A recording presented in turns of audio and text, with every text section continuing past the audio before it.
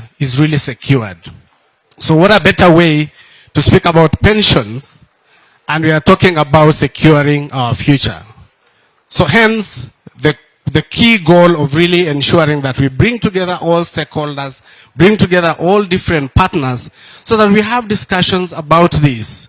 Not just to talk about, financial security or social security, or worry about the things that we probably have not done, but really ensure that we are solid to the long term. There's one interesting thing that happens amongst Kenyans as I finish. My role was to introduce only. When we get to, about 50 years, 60, we call it retirement age, retirement time. Something that I really don't like personally. Not because I don't want to retire, but because I think it's a misconception that we have. In fact, we call those people the pensioners. Yeah? Not great, not so great. But there's something interesting that is happening amongst progressive people in the world, and even in Kenya. I know of a great professor who is doing really wonderful things. A man I really admire, and I always, when I get an opportunity, I talk about him. Professor Bethwell Ogot, he's probably there about 96 years old. He released and published a book sometime in June this year. At the age of 96, that is productively contributing to national development. While some of us who are around the age of 50, 55, we are saying we want to retire. How irrational can we get when it comes to really taking care of ourselves and worrying about the future of our country and really being strong about gainful contribution to our economy? Having said that, my role is really to appreciate all the partners that we have here. Let's team up together. Let's look at this for the long term. As a Nation Media Group, we have huge assets in the digital space that we can converse every day, every moment, every hour, every second across the continent, not just in Kenya. We have television stations that we can have discussions around this. I was following the live TV discussions that was going on this morning. Rich insights. For a moment, I wouldn't think pension can be a very interesting topic, but I actually followed through the entire session. So there's a lot of rich content that is out here.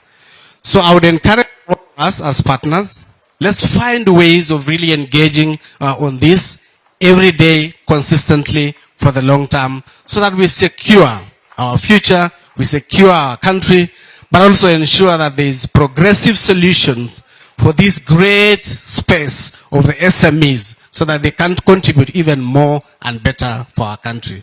With those few remarks, let's have a wonderful day. Let's enjoy the next 2 days.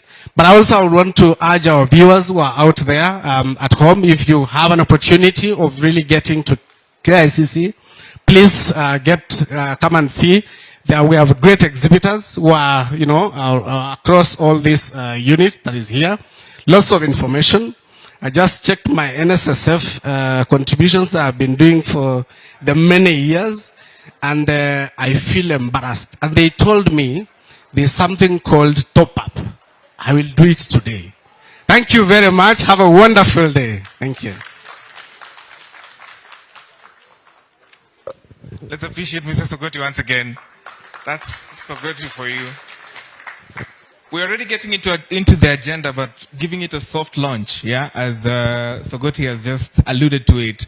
Is it an age, or it's a certain set of net worth that now allows you to be called retired and now you stop being productive? Because some people at the age of 96 are still very productive. Yet there are some of us, this new generation, millennials and Gen Zs, we keep saying, oh, we want to retire at around 40 and such kind of things. I don't know how that makes you people feel. The other problem we are faced with today is just look around and see the demographic within. The people here are either 40 plus, just by looking at you. 40 plus, majority of them. I can barely see 26-year-olds, 28. Our chief commercial officer is 26. So, very good. So that's another thing we are faced with. Wapi kamera nyumbani? Ndio hii. So let me speak to the viewers who are just joining us right now. This is the inaugural Pensions Conference happening right here at the KICC, courtesy of Nation Media Group, NTV, and so many other partners, pension schemes, both government and private, and so many other research firms that aid in the penetration of pensions and retirement benefits through research. We are welcoming you to this one, wherever it is you're watching from, Kenya, East Africa, and around the world. Please tune in, and we are live. The hashtag is Protect Future Yako. Hashtag Protect Future Yako. Please take a picture, post it, or one of the quotes that will be coming out of here. Allow me now to call the panelists to the front before we now prepare for this report that needs to be launched here. Allow me to call Chris Odongo, Chief Executive Officer of Wildy International, right somewhere at the front here as we prepare for the report that will be launched by Wildy. The next I want to call is Fred Waswa, Group Chief Executive Officer for Octagon. Please, somewhere at the front here so that we are ready and have a seamless transition into the panel session after this upcoming presentation.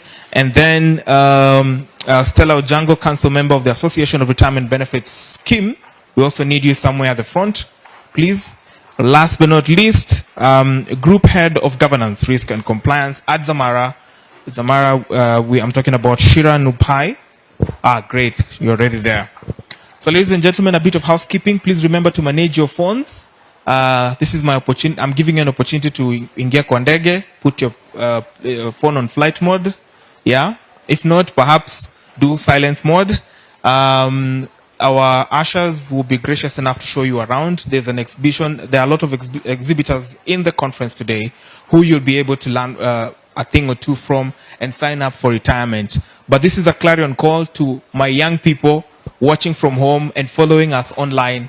This summit is for you. We're going to be heavy on the youth involvement in saving for the pensions.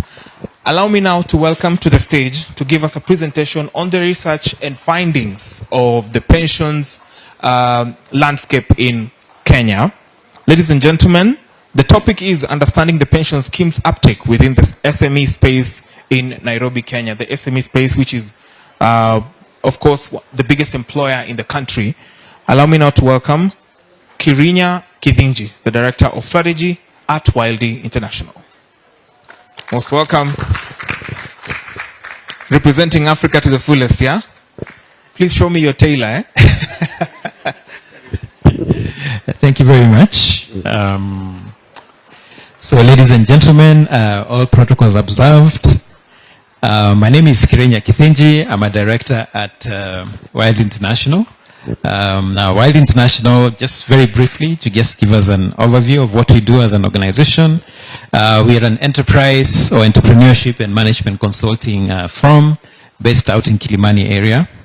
So next year we'll be celebrating about 20 years in existence, and our core clients are what we call owner-managed small and medium enterprises. Owner-managed small and medium enterprises.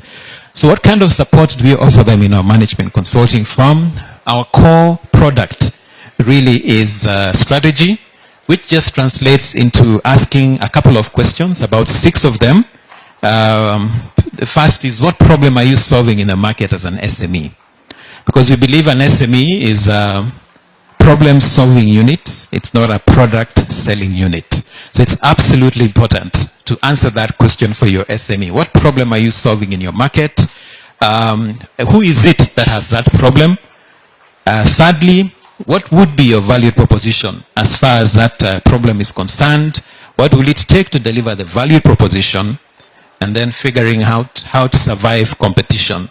Kenyans love to use the word unique. But our question to you is, unique for who? Unique for who? So that's the 5th thing that we help you to figure out. And the final thing that will help you to figure out is thinking through your client acquisition or your marketing plan. So our focus is on owner-managed businesses. And we understand that these businesses the success of these businesses relies heavily on the kind of decisions that the owner-manager makes. So we served about 700 SMEs over the last 10 years or so. We are generally sector agnostic as a consulting firm, although about 30% of our clients are in the agribusiness space. So that's just an introduction about our organization. So allow me to move to the pension report. My first comment is that this is actually the third report that we are launching around the SME space. Like I said, entrepreneurship is our space. The first report was about 2 years ago, and it was around strategy, how SMEs work through their strategy. The second report was on access to finance, and the good thing with those reports is that they're actually available on our website. That's www.wildinternational.com. When you have time, please go ahead and download and picture and capture our insights. So allow me to move on to the report. I'll spend a bit of time just focusing on 1 or 2 or 3 areas. And for your information, we have a handful of copies at our stand. Our booth is just somewhere on this side. So you can pick a copy for yourself. But if you miss out on the physical copy, no worries. You'll be able to access the same report on our website. So I'll dive into the report right now. So let's talk about the SMEs that we polled. There were about 100 of them, and of course the response rate was about 70 or 80%. Now the one big characteristic that we noticed about the SMEs is that most of them, about 60% of them, are 1 to 5 year olds. About 60% of the SMEs, this was a survey that was done in Nairobi County, about 60% of the SMEs are between 1 and 5 year olds. Gender, of course, 60% male and about 40% female. And you can see how gendered the SME space is in the country. Now, when we asked them, are you aware about retirement saving schemes? About 97% of them said, yes, we are. So that's just the characteristics of the SMEs that we are talking about. Let's talk about retirement savings. What do they use their retirement savings for? These SME owners that we polled or we surveyed, what do they use their retirement savings for? Of course, we found the usual suspects. That is basically meeting household expenses or day-to-day living expenses, if you like. About 40% said they intend to use their retirement savings to pay rent, or they intend to use their retirement savings rather to pay rent. Now, it gets a little more interesting. 75% of them said they intend to use their retirement savings to pay school fees for their dependents. 75% of them. It gets even worse, or better. Another 75% of them said they intend to use their retirement savings to pay medical bills. I don't know whether they're anticipating to get sick, to meet medical bills. There is another very interesting category. You'd never even think about them. 63% of the SMEs that we polled said they intend to use their retirement savings for loan repayments. Loan repayments. That brings in quite a number of questions, and maybe the panel will be able to pick that up as we move along. 63% of the SMEs that we polled say they intend to use their retirement savings for loan repayments. The next thing that I want to talk about is the uptake of retirement savings, what we call pensions, some refer to as pensions. What are the determinants of retirement savings? What are the determinants of retirement savings? As far as the SMEs are concerned, about 31% said it's a question of income. 21% said it's a question of business turnover. 18% in terms of the age of the beneficiaries, and about 12% says the number of employees plays a role in determining the uptake of retirement schemes. So if you combine income and business turnover, we are already in the space of money. And you can begin to see from afar that the big issue about uptake of retirement savings products is availability of income. So if you combine income and business turnover, you're already at 52% of SMEs attributing the uptake, the determination, or the reason why they would be willing to take up retirement skills, retirement savings products in terms of money, income, and business turnover. We also did a bit of a survey and asked the SMEs who are the most common brands in the retirement savings space. Who are the most common brands in the retirement savings space? Well, about 3 brands take up almost 92%. About 3 brands take up almost 92%. So Jubilee is about 53%. KCB is about 21%. And I'm sure the government would love this BAO pension, the one that was started, I think, through the RBA, takes up about 18%. So in total, those 3 suppliers of retirement savings products have a combined 92%, with Jubilee taking up 53% of that. Is clearly the market leader. The other question we asked the SME owners is, why are you not a member, or why haven't you participated in a retirement savings product? Why have you not participated in a retirement savings product? So these questions was branched. We had 2 sections on this question, for the SME owner and for the employees. Why haven't you taken up retirement savings products for yourself as the SME owner and for your employees? The answers are quite revealing. In terms of taking up retirement savings products for themselves as SME owners, 45% of them said it's expensive. And we'll be coming down to that in a short while. 45% of them said it's expensive. And now, this is even more serious. 51% of them said they have not seen the need of taking up a retirement savings plan or a pension. What about for employees? Why haven't you taken up retirement savings products for your employees? 45% of them said, because there is NSSF. Because there is NSSF. So we don't need to add to NSSF. And this is probably, the next group is probably what we need to discuss maybe when we come to the panel.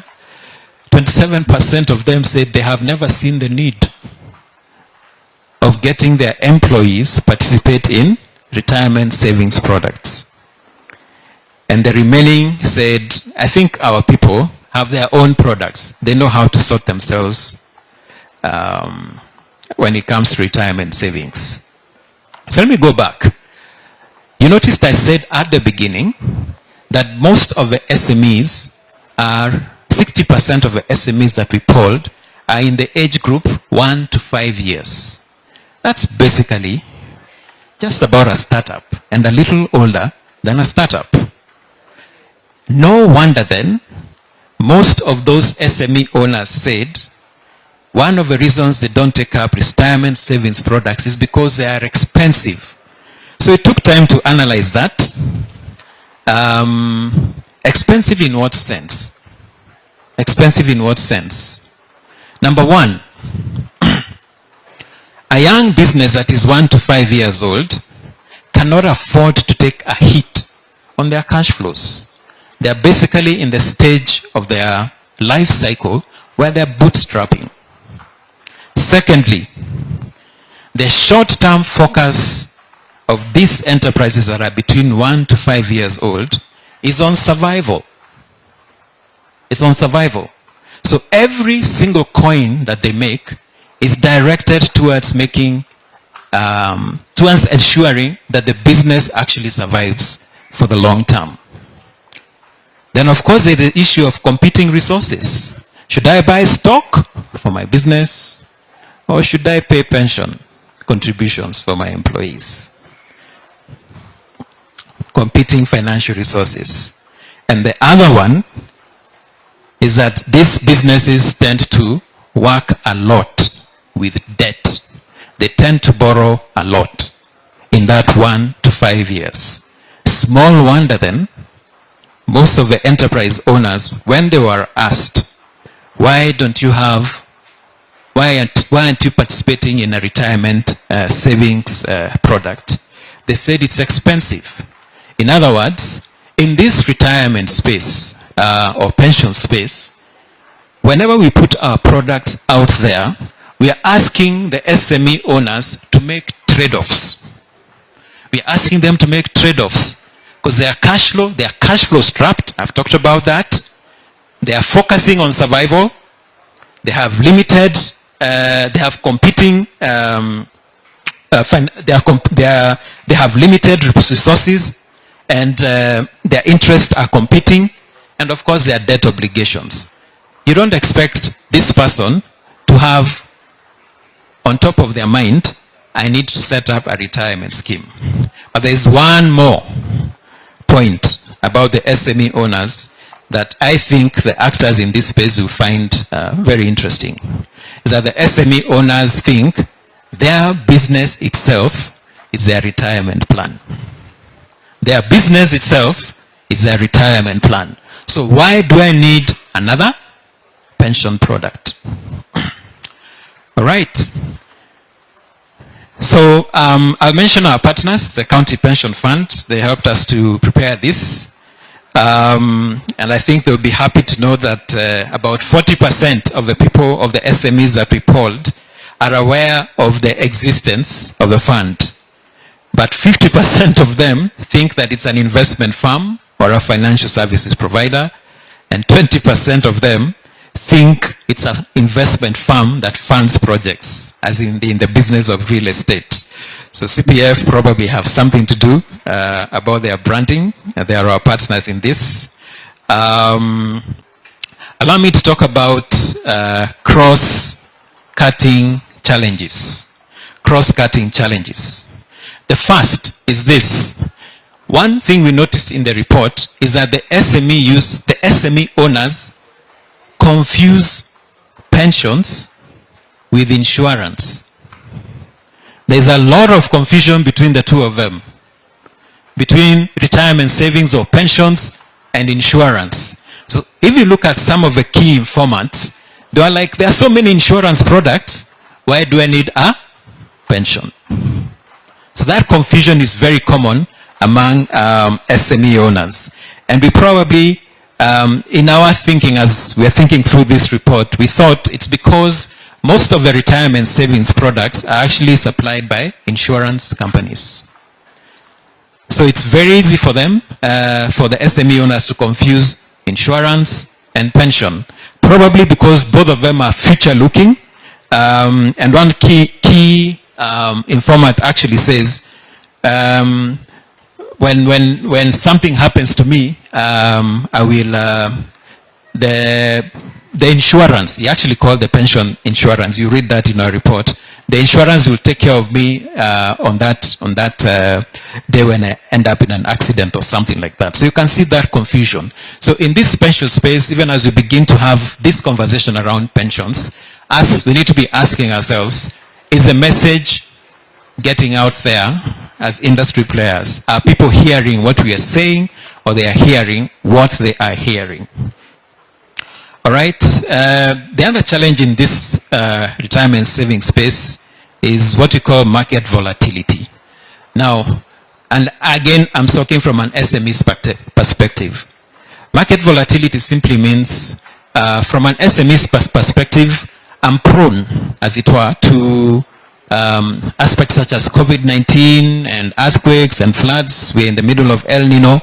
So those are some of the things that we're talking about. And with that kind of market volatility, as an SME owner, my income also becomes volatile.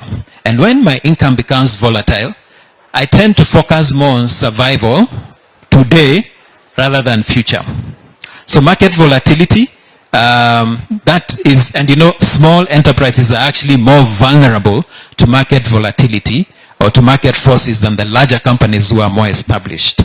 So important point right there. So confusion or conflation with retirement savings with insurance, very common. Second is market volatility as far as the SMEs were concerned. Then the other big thing that we notice is that 60% of the respondents don't have a very positive view towards savings. They don't have a very positive view towards savings. In a sense, they consider savings as an expense, not as setting aside cash, if you like, for the future. So they consider savings as an expense. And once savings become an expense, what will you give priority? Will you buy stock for your shop, or will you move into the savings space? So we are forcing, in a sense, the SMEs feel that they are forced to make choices between saving and survival, for the simple reason that about 60% of them tend to view savings as an expense, as a business expense, not as setting aside investable funds that will sort you out in the future. The other cross-cutting challenge that we noticed is that about 21% of the SMEs polled think that retirement, the discussions about retirement savings is for the older generation. So if you're in your 20s and your 30s, early 20s, mid-20s, that is not a discussion to be had. The discussion about retirement savings is best suited for an older generation. So little wonder then, the young people are saving less and less and spending more and more. But of course, the biggest driver that we noticed is income levels. I've mentioned again, as far as retirement savings for, as far as savings for retirement is concerned, the SME owners think of it as an expense. And when you move into that space of expense, you'll find that you're competing against many other priorities. And then remember, another thing that probably I've not mentioned here is that the SME is also a source of income to pay fees and to meet your living expenses and to pay rent. And now you're asking me, out of that 1 million shillings I make in a month or in a year, you want me to set aside 20,000 shillings or something like that? I don't have that space.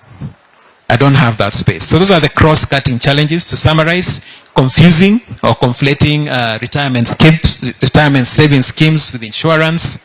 Then market volatility just makes it very difficult to set aside savings. Very reluctant attitudes towards savings. That's the other thing that we noticed. And then belief that retirement savings discussions are for older generations. If you're in your 20s, 30s, that's not your space. We'll talk about retirement savings in the future. And then, of course, low income levels. So allow me to talk about the structure of the employees that we find in the SME space. And this probably explains why the uptake of pension products or retirement savings products is very low in the SME space, or we struggle. About 30% of the employees are casual. And about 32% of the employees are full-time employees. And about 36% of the employees are part-time employees. So if you look at that, it's highly unlikely that an SME that is employing almost 66% people on part-time basis or on casual basis is going to get into any retirement savings plan for them. Highly unlikely. The other thing that I need to mention is awareness. How many people are aware? How many people are aware in terms of a retirement savings scheme in general? Which are some of the sectors where, rather, that's the point, which are some of the sectors where people are more aware about retirement savings schemes than others? Apparently in the construction space, and in agriculture, and in manufacturing, and in ICT, those are the people who are most aware about retirement savings schemes in general. I do not know the reason for that. Maybe construction is a high-risk sector or something like that. Agriculture, manufacturing, and forestry, ICT, they are all at about 9% and about 15% in terms of construction. Let me give you a few pointers in terms of what we call key informant interviews. Some of the responses that we received in the reports. Here is one of them. Pension schemes are too many. I think each and every insurance company in Kenya has a policy for pensioners. The likes of ICA, Lion, Old Mutual, APA, Sanlam, Madison, those are the hottest guys in the market. We also have Jubilee and Prudential. All right? And these are some of the responses they were giving us. We don't have a pension scheme for employees. Now, listen to what this one says. You can't insure an employee and tomorrow he may get a greener pasture. Listen to those comments. We don't have a pension scheme. You can't insure an employee and tomorrow he may get what? A greener pasture. You can see the conflation of pensions and what? Insurance. So we have a bit of a communication problem there. Another one says, why should we have a separate pension scheme? We already have an SSF. So allow me to stop there. And I think with that, I can summarize and say thank you very much for your attention. And my colleague Chris will be happy to taking questions about the SME report. Like I said, we have uploaded it on our website and it's readily available after this function. Asante sana. Thank you very much.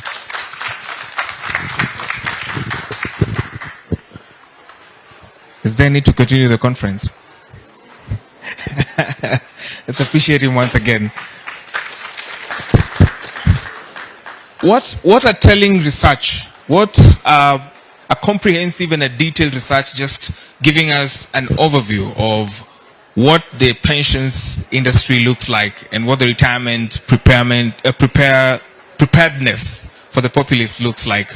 I mean, how many of us have experience of our parents retiring and then going into opening a business just immediately after retiring, and then perhaps thinking that that is not going to be their retirement plan? Is that effective? That is coming up next on the panel.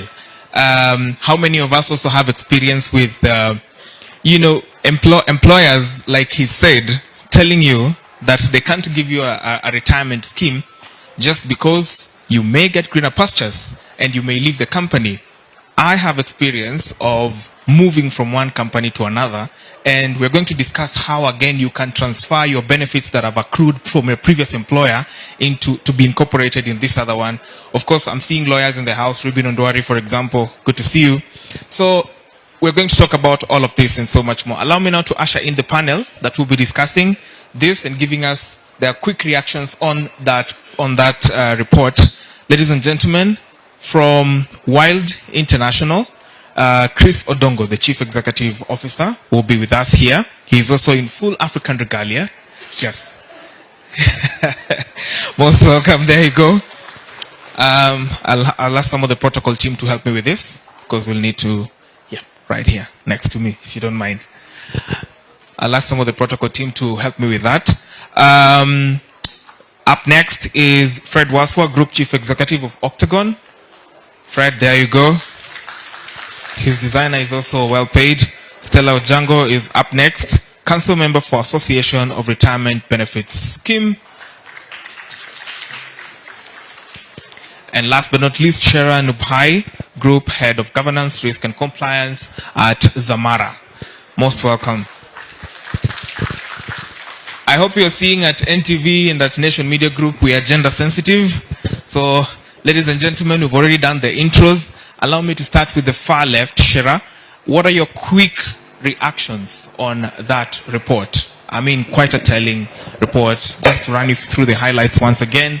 We had 75% of people feel that the retirement benefits need to go into school fees and aiding of education. 75% will go into medical bills. By the way, somebody was of the opinion that in retirement, what you need the most is a robust health, or rather, in a medical fund. How is that supposed to look like? And then 63% of people say that money needs to go into loan repayment. Chris, what do you make of that, Shira? Go ahead.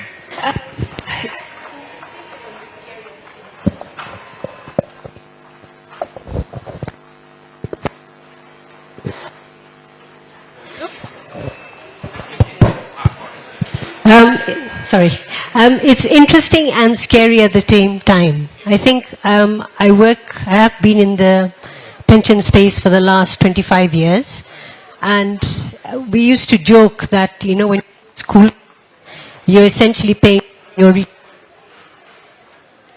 and I think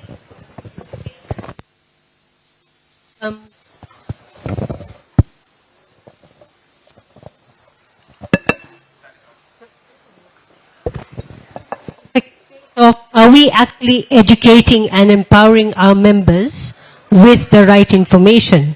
I think, like you've said, and I think like the presenter of the report said, out of a population of 50 million plus people, actually belong to a retirement scheme. The bulk is NSSF, and you're looking at maximum 3 million people. 3 out of 50 million people is a lot of people who are not covered. And I think there's a lot more that needs to be done. I think NSSF has taken the first step by increasing the contribution rates, but I think there's a lot more that needs to be done in terms of helping people save. Like, I think the presenter said it, savings is an expense. It's a luxury. It's not something we think about that we need to do. And I think that also boils down to the conversations that we are having with the generations in our homes. How often do we actually sit down and talk to them about the importance of savings? How long do we sit down and tell them that, as you work, you need to save? Yes, you may want to buy the car, the house, etc.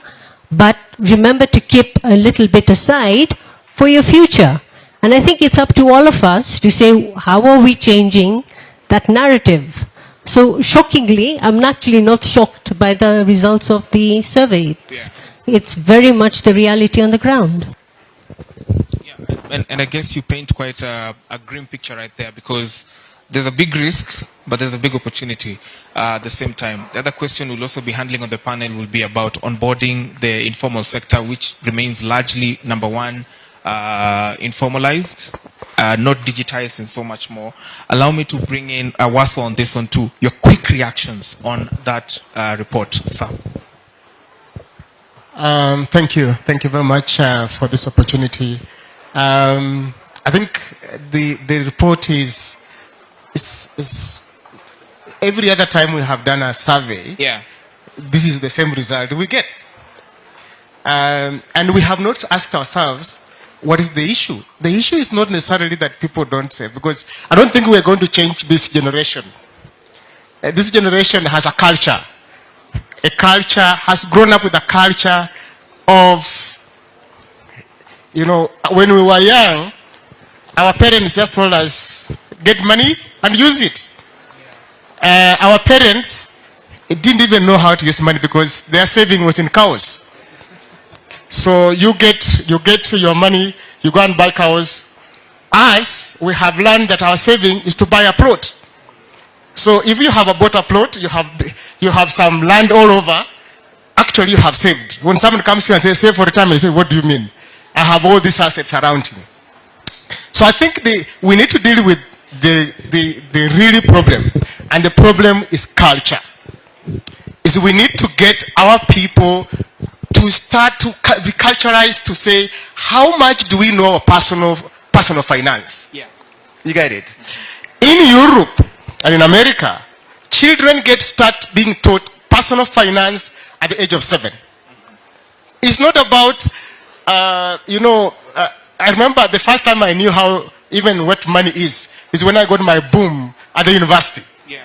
I go to university and I'm given 40, 50 shillings for a whole three months. But for me, it was so much money. And I know what to do with it. My friends will go to town and blow it all over. You get it? Some of us just knew, okay, I've gotten some money. What I need to do is to buy chairs in my house. Is to buy a good radio cassette to play music. That's what we think about. In Europe, children are taught at the age of 7. We here, we have our own children in our houses. How many times have we sat down with your child at age of 7 and told him, this is money, this is how it's made, this is how it's paid, it is spent. So what happens is that we just educate them, take them to school, best schools, give them best education. But what education? Chemistry, maths, yeah, maybe finance. But finance is about that high level thinking about finance, but not just the detail about what is saving. So my thinking is we need to start at the grassroots, at the bottom of the pyramid. Bottom up. Personal finance. Bottom up. Bottom up. Yes, bottom up. Yeah, very well. Stella, let me come to you now. Waswas paints a very interesting picture right there. Our parents, the most important thing for them was we have a home which you've built at home, and that's a good retirement plan enough, yeah? But apparently that's not enough because there are other expenses that come with it. I understand there's a formula for calculating your retirement expenditure and how you would know what to sustain you at the tail end of it. But just how effective is it to build a home and be comfortable that, oh yeah, I've built a home and that's good enough for retirement. You need to, without the hindsight of, I need to be liquid to be able to pay a few bills here and there to meet a few expenses of food, etc., healthcare. Go ahead. Thank you very much for that question. So I believe that liquidity is king, the ability to have cash. And we invest a lot in solid assets, let me call them that. So we, as Mr. Waswa said, our parents believed in putting their money in cows. We have morphed. Now we believe shamba, mugoda is the way to go. But that does not assure us of liquidity. And I believe this pension narrative needs to be sold, because the one thing that pension allows you to have is liquidity. When you retire and you have been saving in a pension scheme, the law allows for two things: if it's a provident or a pension. So if it's a provident, you take home everything. If it's a pension, and that is what now the new NSSF is, you access a third of your savings, and then 2/3 you buy an annuity. What an annuity assures you of is money on a monthly basis for the rest of your lifetime. And that is very key, because the small things, you have a headache, you don't want to call your child who's in Nairobi for Panadol. You need to be able to have 10, 20 shillings to walk up to the nearest shop and buy that. And that is the one thing that pension assures you of, the ability to be liquid. And that gives you honor. It gives you the ability to say, if you're buying this and this, don't buy this, because that I can buy for myself. Yeah. And that dignity is important at old age. That dignity needs to be sustained for a person in their old age. So the ability to educate our society, and as he says, from a young age to the age that we are, the youth that we have that we didn't educate when they were young, that this money helps you in your old age. Because the third that you get, now that you had been receiving a salary, you may easily blow it up. But that 2/3 that goes to buy an annuity will help you have that dignity in the long life, in the long years to come. Thank you. Great. Chris, let me come to you now. That report touched largely on the SME sector. And as we understand, the SME sector is the biggest employer in this country. Of course, majority of it still remains informal. And the culture, rather the notion out here, is that pension ni ya watu wenye wako na pay slip. Yeah? So how do we include the mamamboga, the border? How do we include all these people in the informal sector to also be able to save up something so that they are also, staying liquid at the time when they now decide, I now need to stop doing this, and I need to stop being productive, or now the number of years, or worst of all, in the case of a calamity, God forbid, in the case you become indisposed. Yeah, so I think I'll add my voice to what my Absolutely. Please go ahead. panelists have said, which is these things have to start early. But in the case of formalization and informalization, start early. If we are allowing SMEs to start their businesses informal, and the cost of formalization is taxation, then they will not formalize. There's no incentive for me to formalize. And therefore, when I look at the formalization, I see it as an expensive venture and an expensive idea, and so I won't do it. And so I remain informal, I remain hidden, I remain away from government, under the radar, I keep my money.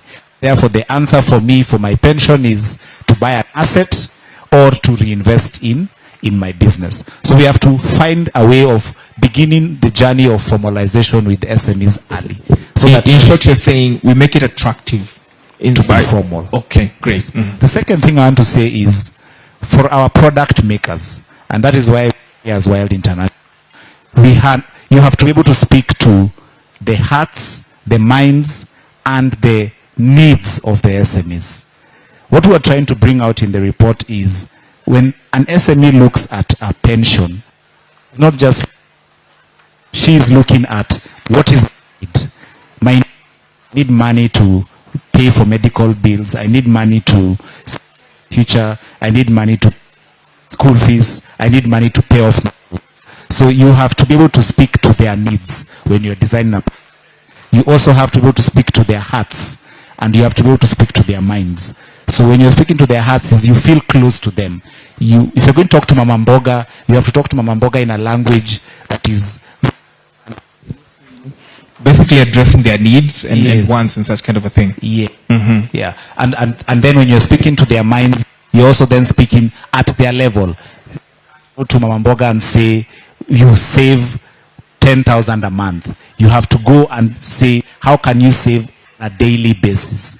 How much money do you save every day, so that then at the end of your lifetime, you will have cash. And then even then, that cash also needs to probably be annualized so that they receive it daily, because they're used to paying it out and receiving it daily. So you have to be able to speak to both their minds, and you also have to speak to their needs. Yeah. Very well. Okay. Yes, please. Go ahead. I think I just needed to add something about the micro business. The Mama Mboga, which is basically the largest employer in this country, including farmers. I think my view is that we will never get them to save voluntarily. It's impossible. You are selling 100 shillings a day, you are Mboga, and you go home, you have a need. It's very difficult to say, let me put aside 20 shillings. In 2009, we actually, as Octagon Africa, started the Mbao pension plan with RBA.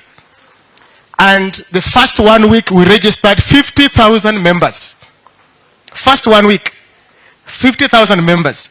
But do you know how much money was contributed then? Just 1,000 bob. Because people are excited about saving, but when it comes to reality about how much money can we be able to send out, it becomes a challenge. My view is the hustle fund. You know, I know it has its own challenges, but let me tell you, that's the best ever that happened in terms of saving, what we call involuntary saving. Yeah. So people save without thinking they are saving. So what's happening is, when in the hustle fund, when you borrow 500 shillings, some 5% goes into some saving. 75% goes into pension. If that is properly arranged in such a way that people can access that money, people will save without knowing. You get it? And at the end of 10 years, they are surprised, oh, I have 10,000 shillings, I have 20,000, I have 100,000, I have 1,000,000 shillings. But if we expect them to save that they will put in their M-Pesa and send money to a pension scheme, Jesus Christ, we'll be here until he comes back. You would be shocked. These well-dressed gentlemen and ladies here also have that kind of a challenge. They also, this Pastor Mike Tishira, because I'm going to ask her the next question. How many of us have a payslip, beba mkono kwa roho? How many of us save voluntarily? Beba mkono kwa roho. You're seeing the reactions. I hope you're preparing your questions, ladies and gentlemen. We are in KICC for the Pensions Summit, right? For the inaugural Pensions Summit with Nation Media Group and so many other partners. We're just engaging the panel right here to understand the report that has just been launched right here and to craft solutions toward, making a more pensions compliant country. Shera, let's talk about demographics. And this is now where we're going to my generation, the Gen Zs, yeah? So many of us are saving for very interesting things. I need an iPhone. I'll take 2-3 months to save up money and get an iPhone. I need perhaps to go to travel for a holiday. I'll take time and save up for it. But if you come and tell me that I need to plan for the time when I'll be 50 or something of the sort, that's not a conversation I'm ready for. Is the culture evolving through your experience? Is the savings culture evolving, or we still have work to do? The saving culture is worse at the younger age. In fact, I would say there is no saving culture at the younger age. I hope they're paying attention. I hope they are paying attention. And I think that's the shocking part. They're not. They're probably on YouTube right now or Twitter. And I think, as rightly said by the panelists, we have to change the culture, but we have to start changing the culture from the home, from the school. We have to start telling them of the importance of savings, because, we're looking at savings of taking care of us in retirement, but there are so many additional advantages of savings. If I look at our own retirement industry, when we started as Zamara a pension survey in 2006, the total retirement savings was 50 billion shillings. 2006, 50 billion shillings. Today, we're at 1.7 trillion. How did we get there? From a handful of schemes, from a handful of people who said savings is important. And that money has helped grow our industry, right? So I think we need to be telling people that, listen, savings has additional benefits. Yes, it'll take care of you in retirement, but it's also going to help this economy of ours grow. Yeah. But I think we also need to be talking to government to say, how are you encouraging us? Right? The incentive Chris was talking about. It's not, and I think it's not just incentives, and I think there are many theories to what economic policies work, to make a country grow. But if you're going to keep taxing me, where am I going to have anything left to eat with? Am I going to have anything left to save and invest with? And if I'm a mama boga, and if I know I come into the government tax base, will I want to be seen? Let's be honest. Everyone is looking for a legal way to say, how do I reduce my tax? But if government could incentivize us, then I will spend more. Yeah. And by spending more, I will encourage industry. But right now, if you look at the newspapers, in fact, your own, it's doom and gloom. Industries are going to close down. People are being laid off. Profit warnings, left, right. In fact, I think yesterday, every other page was a profit warning. People are saying, is there any point living in this country? Which is sad and shocking, because this country has so much potential. Yeah. But I think we need to be asking those difficult questions. How are we encouraging our industries to grow? How are we encouraging employment? And as a result, how are we encouraging investments and savings? Stella, let me bring you up on the next one. It's an income question, clearly. And just painting a picture of the modern day working young person. So there's a lot of gig work going around because, as Shera says, employment is not as forthcoming as possible, as would be desired by many young people. The other thing is also that the work culture is shifting real fast. People prefer short-term jobs, gigs that are gotten off the internet and such kind of a thing. Some of them are also challenged through overtaxation, like she says. That now borders into the income issue. How then can a young person take advantage of the existing incentives, if there are any, or to try and innovate around this challenging, this chaotic time of taxes, inflation, cost of living is high and all that, to be able to at least put something aside and say that this I can count on a rainy day?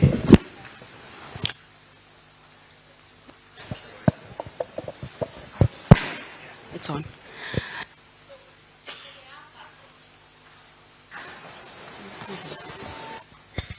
Hello? So for this young person, to be experiencing some challenges kidogo, but prepare your questions. We are coming up next after this round of questions to the panelists. Then we'll be able to now ask your questions. If you are also online, please do ask your questions at hashtag chunga future yako. Not Try yet. again. Oh, I got a spot. Yes, for this young person who is thinking, considering of saving, Mr. Watwa said he thinks we need to compel them, and that's the way to save.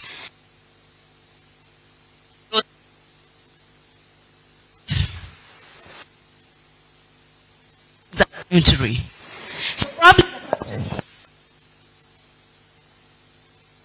circles.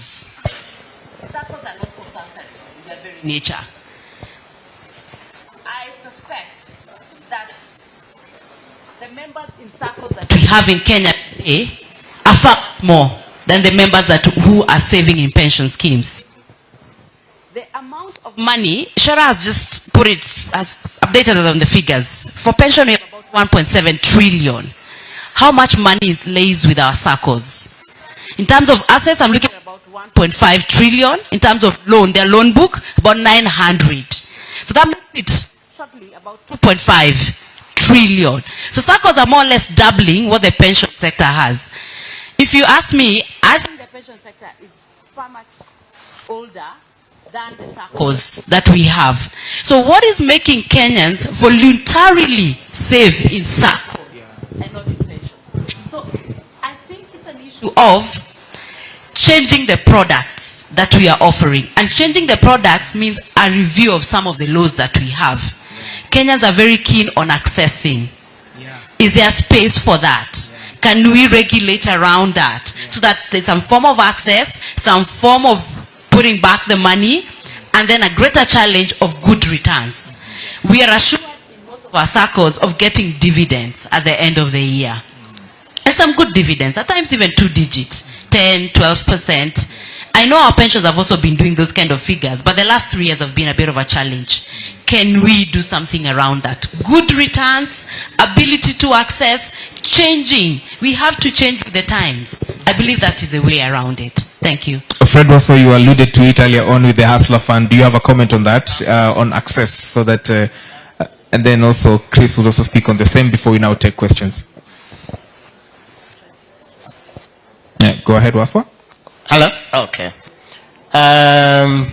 Absolutely. I think the issue of the young people savings is a big of a challenge.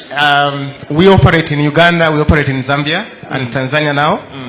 And Uganda and Zambia, there was a lot of push for midterm access of pension. Midterm access. Uganda allowed it, but only if you are above 45 years of age. That allowance has caused more pressure for the government to reduce the age. Who want to access? Not anybody above 45. People who want to access are 30 to 45. What we call midlife crisis. So let me just jump in. Yes. So I guess their risk appetite is high. They want to do things with this money. They want to invest it, as opposed to the other older generation who are now risk averse. Yeah. Yes, and who feel like I'm too close to retirement to be able to access my money now. Now in South Africa, they're actually changing the law. It's coming up for implementation in January. They are introducing 2-tier savings.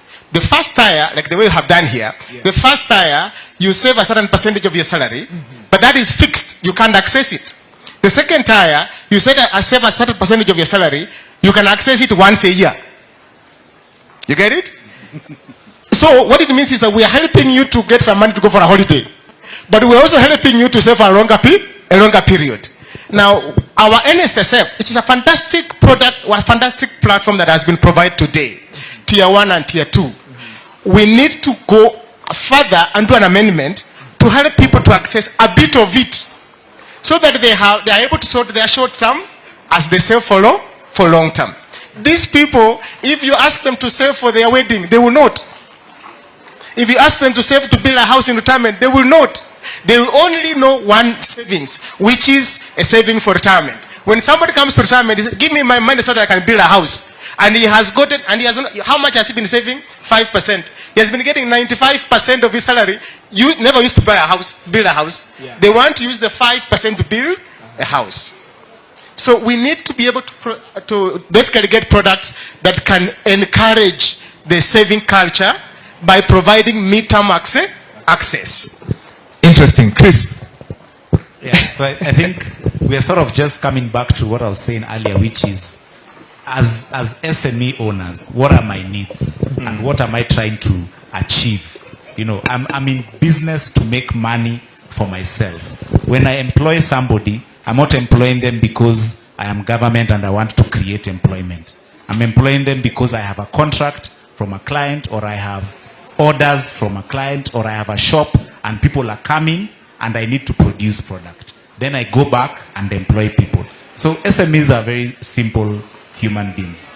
We basically have clear needs. If I'm going to do something, it's because it's putting money back in my pocket. When Stella says, why do SMEs and people voluntarily join circles? If I join a circle and I contribute, my neighbor is going to guarantee me and I'm going to access working capital loan. My neighbor is going to guarantee me and I'm going to get an asset loan and purchase a vehicle. I'm going to purchase machinery and I'm going to produce more and save and make more money. So if we are going to create pension products, they have to speak to the needs of SMEs. When I buy an insurance cover, I'm buying it because I now recognize that I have children and anything can happen to me and my business might be volatile and not able to cover them. So I'll buy an insurance cover. I'll be convinced. I'll buy it. So that if anything happens, we do it. If you tell me to buy something for my employees, I'll buy it because I want to retain them. You know, I want to keep them in my business and I want them to serve me for long. Not because I'm benevolent and I care about employees necessarily. So that's how SMEs are thinking. So if you're going to design products that help them to voluntarily save, then we have to understand them. And then we have to communicate to them so that they understand that this thing is actually going to help them in this way and this way. Very well. Allow me now to take you to the floor. And as we take you to the floor for questions and answers, panelists, I want you to think about the concept, or rather the culture of saving for a benevolent fund or something of the sort. That is also very serious because we see a lot of contributions on Ingizo WhatsApp group late at night and the like. Let me pick a few questions, and I want to hear particularly from the financial modeling sector. Where is the microphone here ground? Just a moment, you're passing your microphone. Any other questions that will be coming up? Ladies and gentlemen, this was not a lecture. This was, of course, a conversation we needed to have. Yes, there's another gentleman here. There you go. There's another one. Another one. Ladies, where are you? We want ladies to ask the questions because when it comes down to when the rubber meets the road, it's the ladies who sometimes get affected. Yes, go ahead, sir. Your name and ask your question directly to a panelist. Yeah. Thank you. Thank you. And first of all, thank you, Chris, for that research. Very, very comprehensive. I wouldn't call it shocking, having lived this long in Kenya. But again, there are issues that you have raised in that discussion. And I begin with Fred. Fred, you have said, our culture, unless we have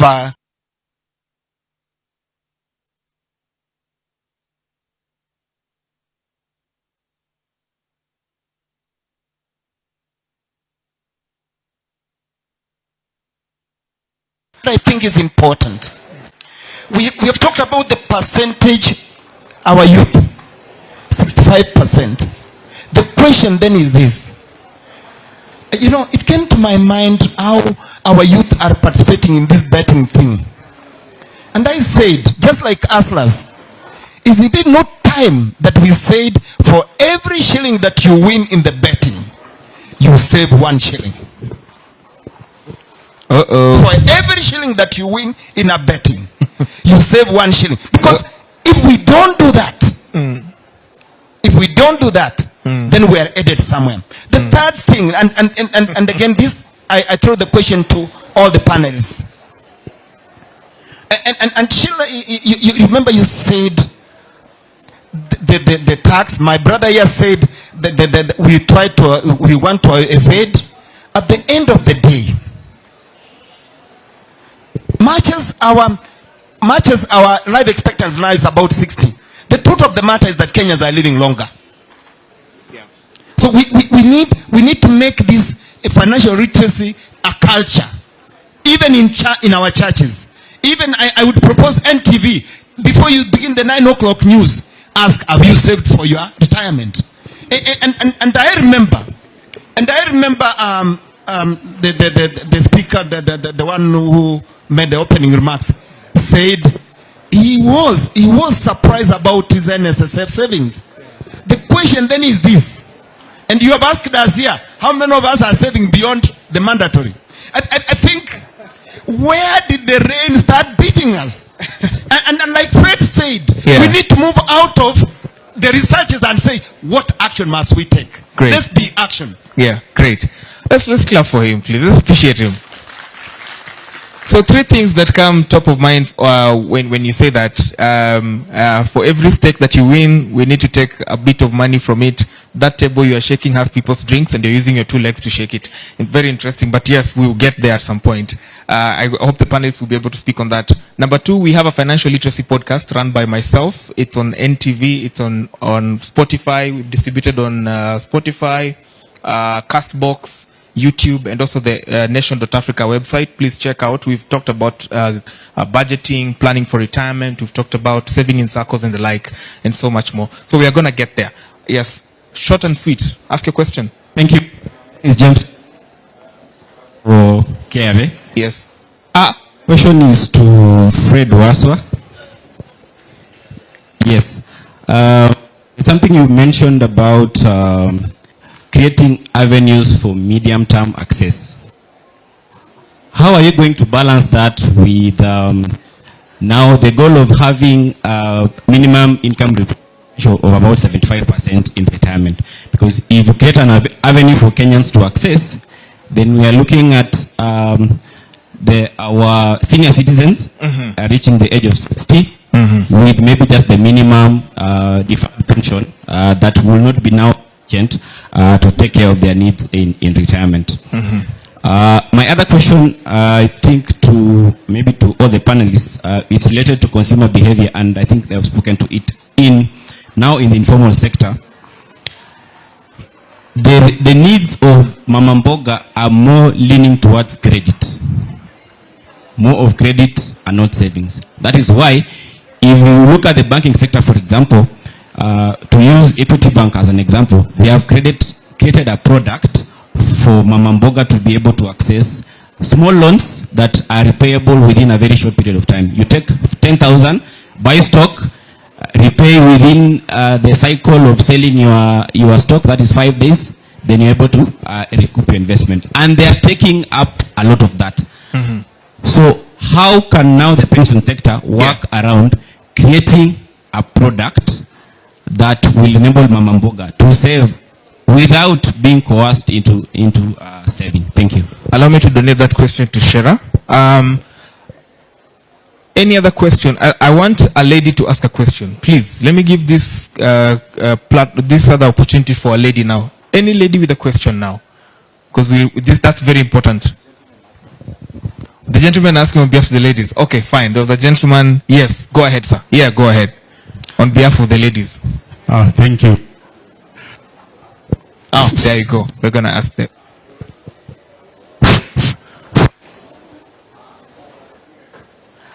No. We need it for broadcast, please. Yeah. It's okay. Just go on.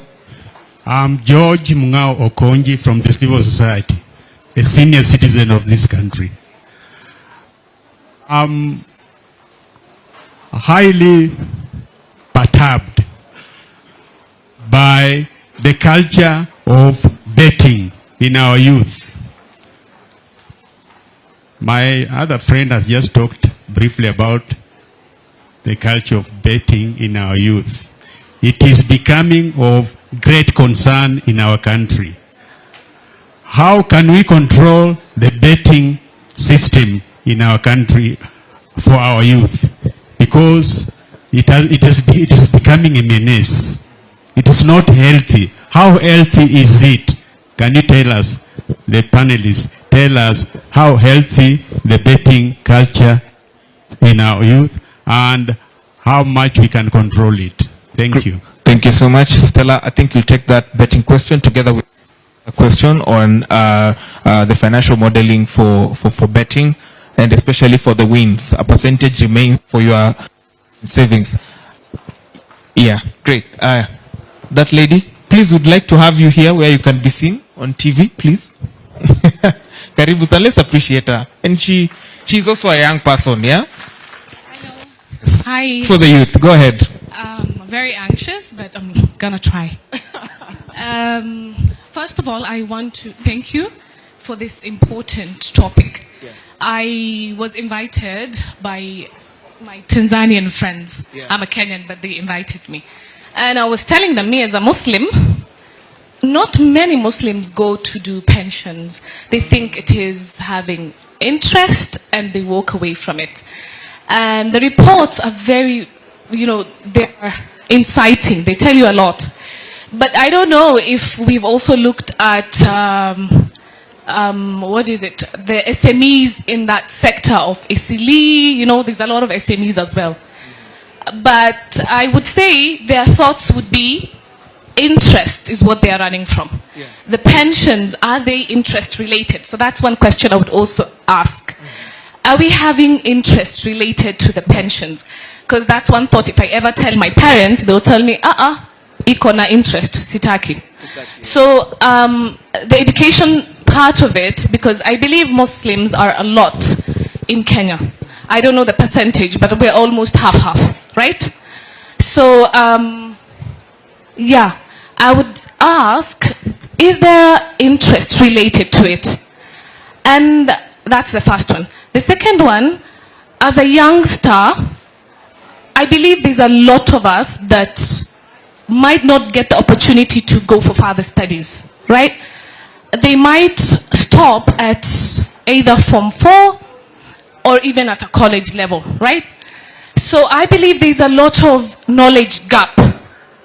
And those people or those youngsters are still having the smartphones.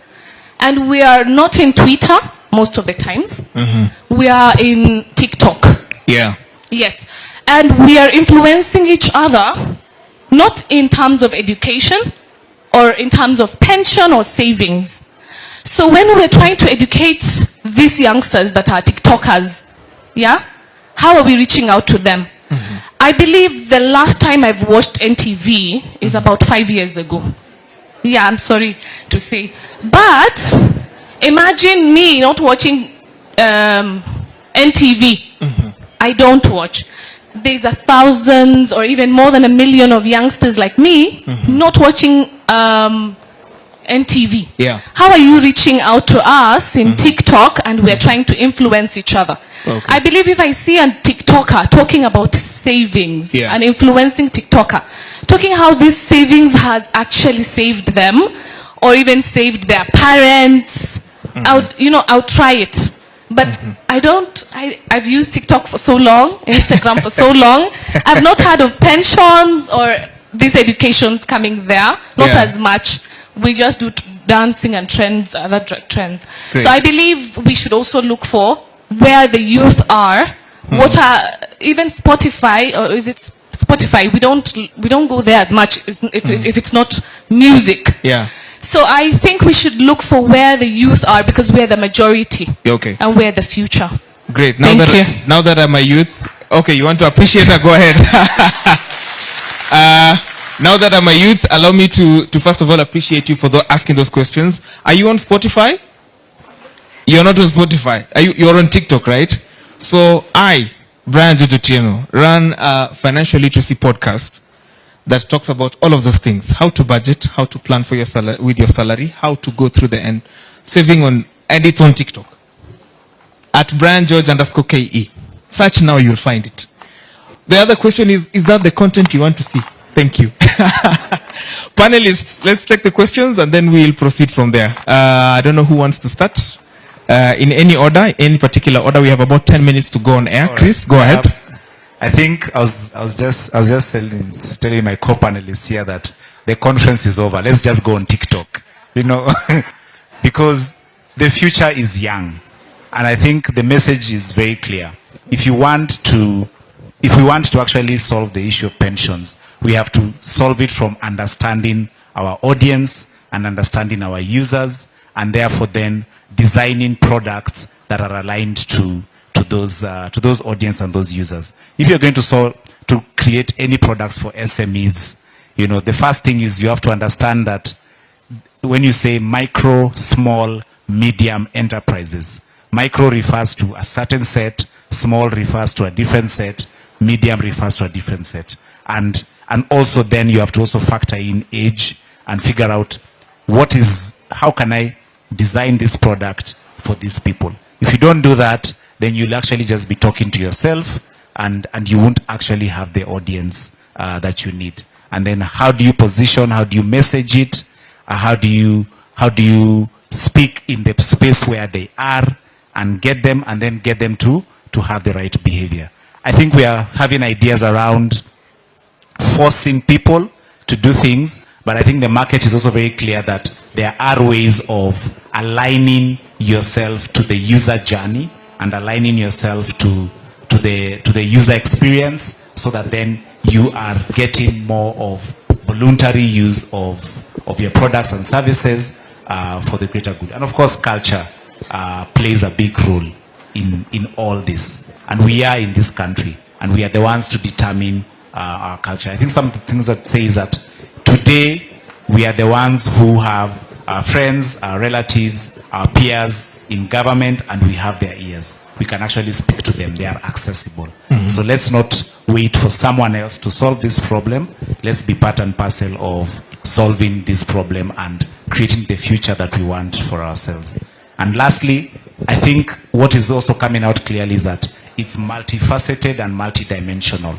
It's not just one thing. There's incentives, there's understanding users, there's regulation, and there's techniques we can use to find pockets of solutions. So if you were to say every time you bet, part of that betting goes to your savings, yeah, it's part of the user journey, but also part of it is regulation to compel us to do things. So we have to be able to balance those two, and to see that the solution is several parts. Fred, very fast with the questions that you had. Yeah, thanks very much. I think the question was on access against income replacement ratio, which is a very important question. Is that if we access the money today, we reduce the amount of money we will have at retirement to be able to use to buy a monthly pension. But the question is, if we don't allow them to access today, we will not even have any money, because they will not even save anything. You get it? So the best thing is to say, like the way South Africa have done, you are saving 100 shillings. Out of 100 shillings, 75 shillings is locked until retirement. 25 shillings is able to be, you can access every year, a certain percentage of that 25 shillings. So then what it happens is that, you know, we work with them, because these people don't have a culture of saving. Their only saving is to buy land. Unfortunately, they buy land on road reserves. So then at retirement, they have no money. So the only way to do is give them money, give them an opportunity to save, but let the amount be locked. And have them, force them to save again, but that amount is used for, you know, things that they have to do. That we will make sure that we are able to do. So what happens in 100 shillings, the 75 must be enough to be able to buy a decent pension in retirement. But 25 is accessible from time to time. In my view, that will help us to be able to get the young people saved. Yeah?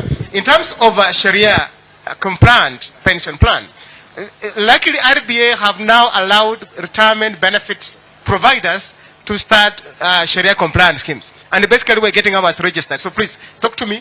We will get you a Sharia compliant pension plan. Because there's a whole huge population around that very particular area. Yeah. And then TikTok, which is an interesting one. Yeah. I think my thinking is, even if my brother, even if you told her to go to that, your TikTok, you get it? Even if they listened, they will not save. So my thinking is this. I think, I have been here for 32 years in this industry. I have sold pensions. Let me tell you, it's very difficult to sell pensions. My thinking is this, is that the government needs to work with Safaricom. Yeah? Because for you to be on TikTok, you must buy what? Bundles. That every time you buy a bundle, whatever bundle it is, every time you buy a bundle, there must be an automatic percentage goes to what? Savings. My brother, we will sort out all these problems. We appreciate you for that. And you know what, when you were mentioning about when you both of you were talking about the Sharia compliance, listening to Vusi Tembekwaya, who I listen to a lot, and he was saying that whenever there's a gap in the market, there's a market for the gap. Go ahead, Stella. Thank you. So to the question on betting, betting is here to stay, if you ask me. It has been there for the long haul. And now it's even morphing. The fact that it has now morphed to that we can bet with our own phones. Yeah, that's the thing. It's only changing form. It's only changing form. Yeah. When I was young, I think there was these sweepstake shops where you go and buy. Yeah. And then once, I think a month or at the end of the week at the TV show, someone will win. But now it's instant. You bet today, probably by the end of the day you've won. So it's here to stay. There are laws around that. But then, as the panelists have also said, how can we take advantage of this? And the person who asked the question came up with a very good solution. For every shilling you win, a shilling you save. And it is promulgated in law. If that can be provided and the laws can be amended, then we will get these people who are in the betting world, not only the young, even the older betting, to be very honest. We have a culture, a very sad culture of betting. But we can turn this to our advantage. Yeah. Let them save. For every shilling they win, every shilling is saved. Yeah. And that way, and then access. You know, that's the other thing, access. So for every shilling that they win, at the end of the year, they can access 20% or 10%. So it motivates them to realize, okay, this saving is also not a bad thing. Probably instead of just saving a shilling, I can save 2. Because at the end of the year, I'll access, and this money is being invested, and there's these returns. Because what he eats. What is invested comes back with a return. And then they can access some of that money that has been saved, a portion of it. And a good portion, like 75% or 80%, goes to a retirement. That way we get this generation that is not keen to save in our model pension schemes in saving, because the whole idea is to save for retirement and ensure liquidity. Thank you. Do you think that's a worthy suggestion? Yeah, great. Let's appreciate her for that. Shera, finally, the informal sector, once again. I think, to the point that the panelists have said, I think we need to change tact. I think we need to stop calling it savings. I think we need to start calling it investment. We're investing in our future, and our future doesn't stop when our so-called retirement age is achieved. Our investments continue for the duration of our life, right? The gentleman said, life expectancy now is 65. It's actually not 65, it's closer to 80. And I think by the time we get to 80, it'll probably be 100, right? So we're actually getting to a stage where we will be, let's call it, not in formal employment for a duration that's going to be longer than we were in formal employment, right? As someone says, do I have more tomorrows than I have yesterdays? Right? And I think that's where we need to start taking the conversation. It is an investment you're making. It is an investment in your future. Don't think about it as savings. Like the lady says, I don't watch news, I'm not on Spotify, I'm on specific medium.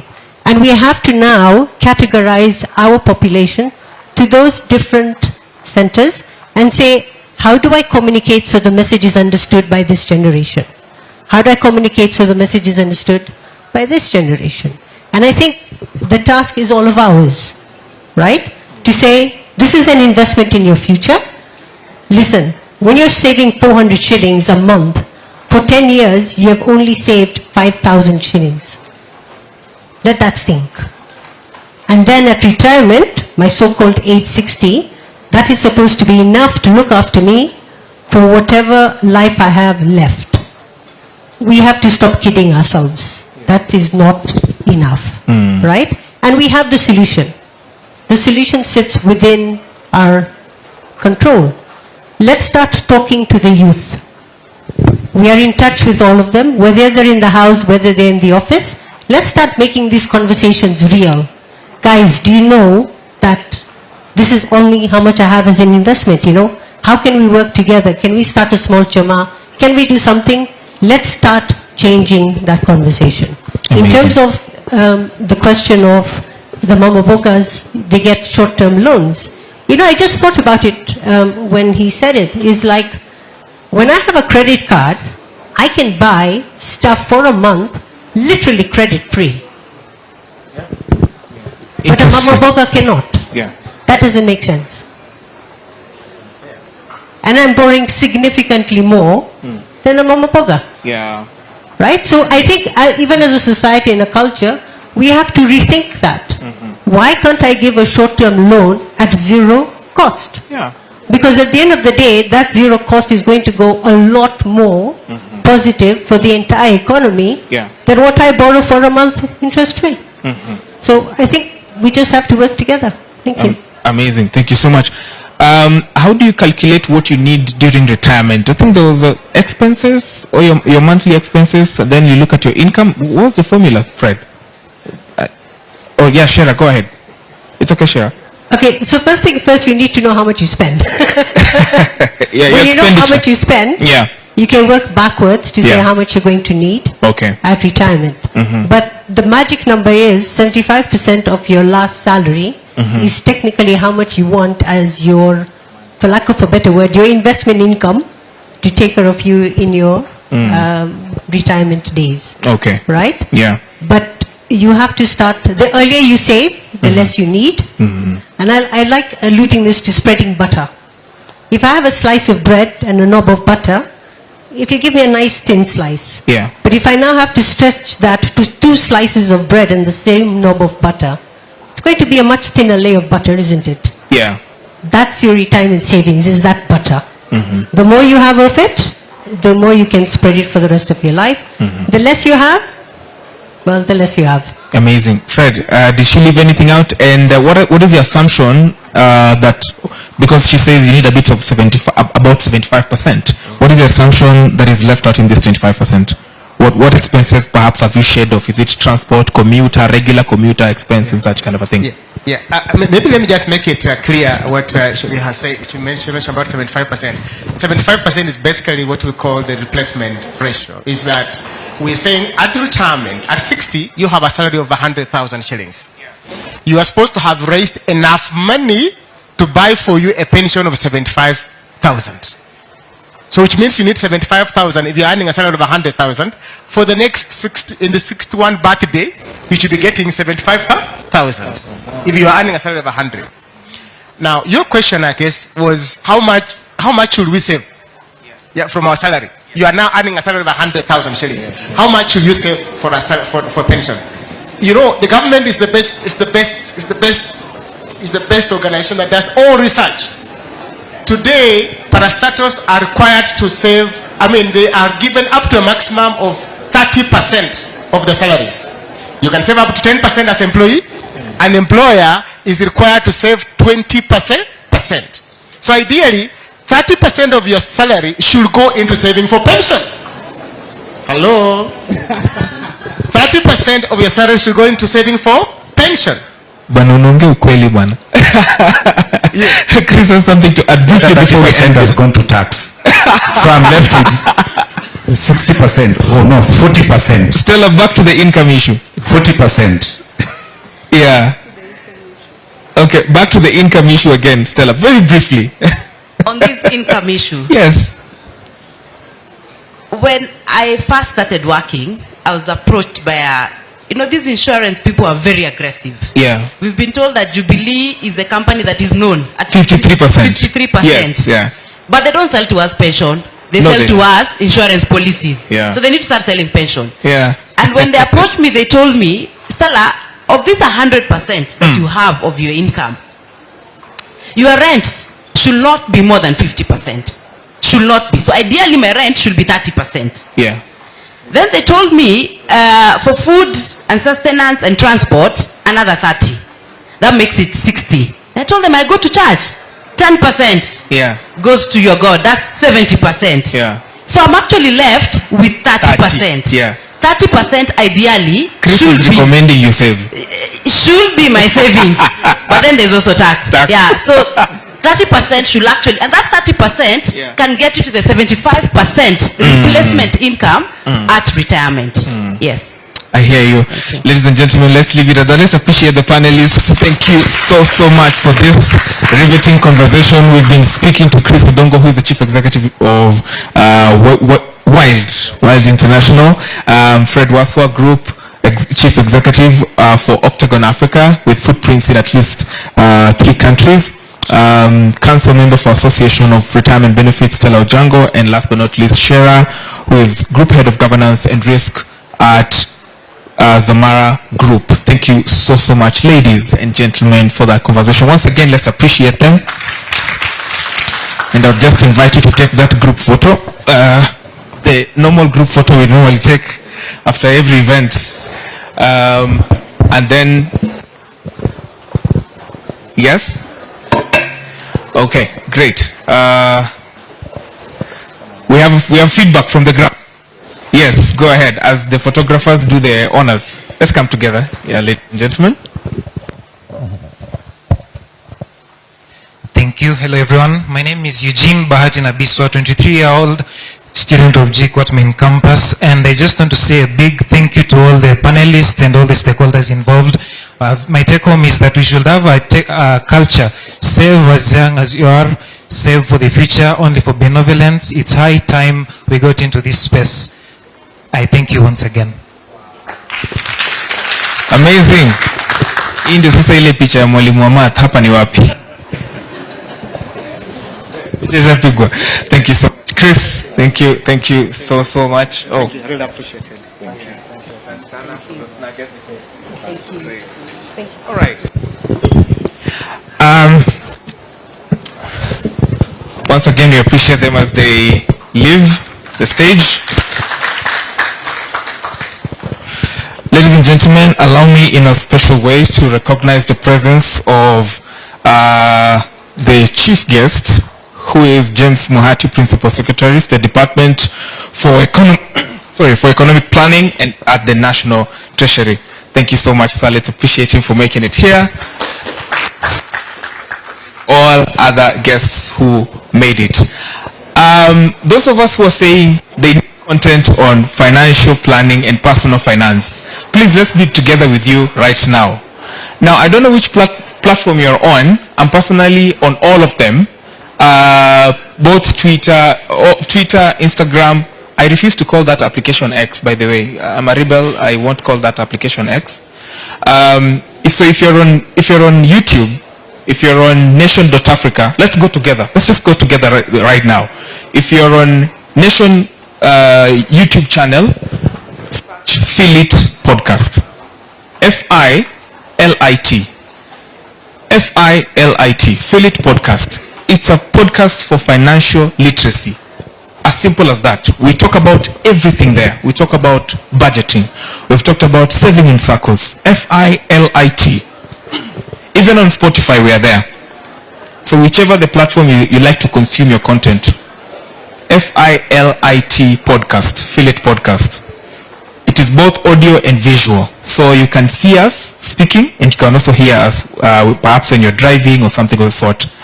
And we've talked about every other conversation that involves your personal finance, from budgeting, planning your finances, planning for retirement, black tax. We've talked about the psychology of spending. We've talked about all of those things that you need to hear about your personal finance and how to change a culture. Most importantly, let's partner in having those conversations. We are happy to invite all of you to be part of that, both as a sponsor and as a panelist. We are happy to have you on board. Nani amepata? Umepata? Very nice. Kama umepata, give yourself a clap. Yes, good. Anyone struggling to get it? Are you now satisfied? Yes. There's a personal finance podcast there for you. It's audio visual, so you can either see or just listen. We are distributing on Castbox, Spotify, Nation.Africa podcast, Nation.Africa audio visual, the YouTube channels, and we are everywhere. So much more is coming up even into next year. We are now going to talk about spending in the festive season. I think all of that conversation is important, isn't it? Yeah, very well. We're moving on swiftly. Thank you so much. For those of us viewing from home, we are at KICC for the inaugural Pensions Conference by Nation Media Group, together with so many other partners who are here with us. We're talking about how to plan for your retirement, when to retire, how much money you need for retirement, and just at what point do you now say, I am okay to go and retire.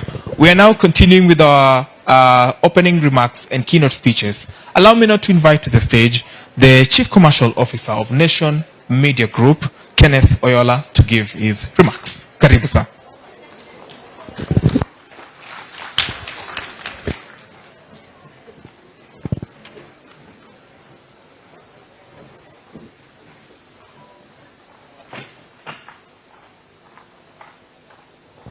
Thanks to the Wild Group.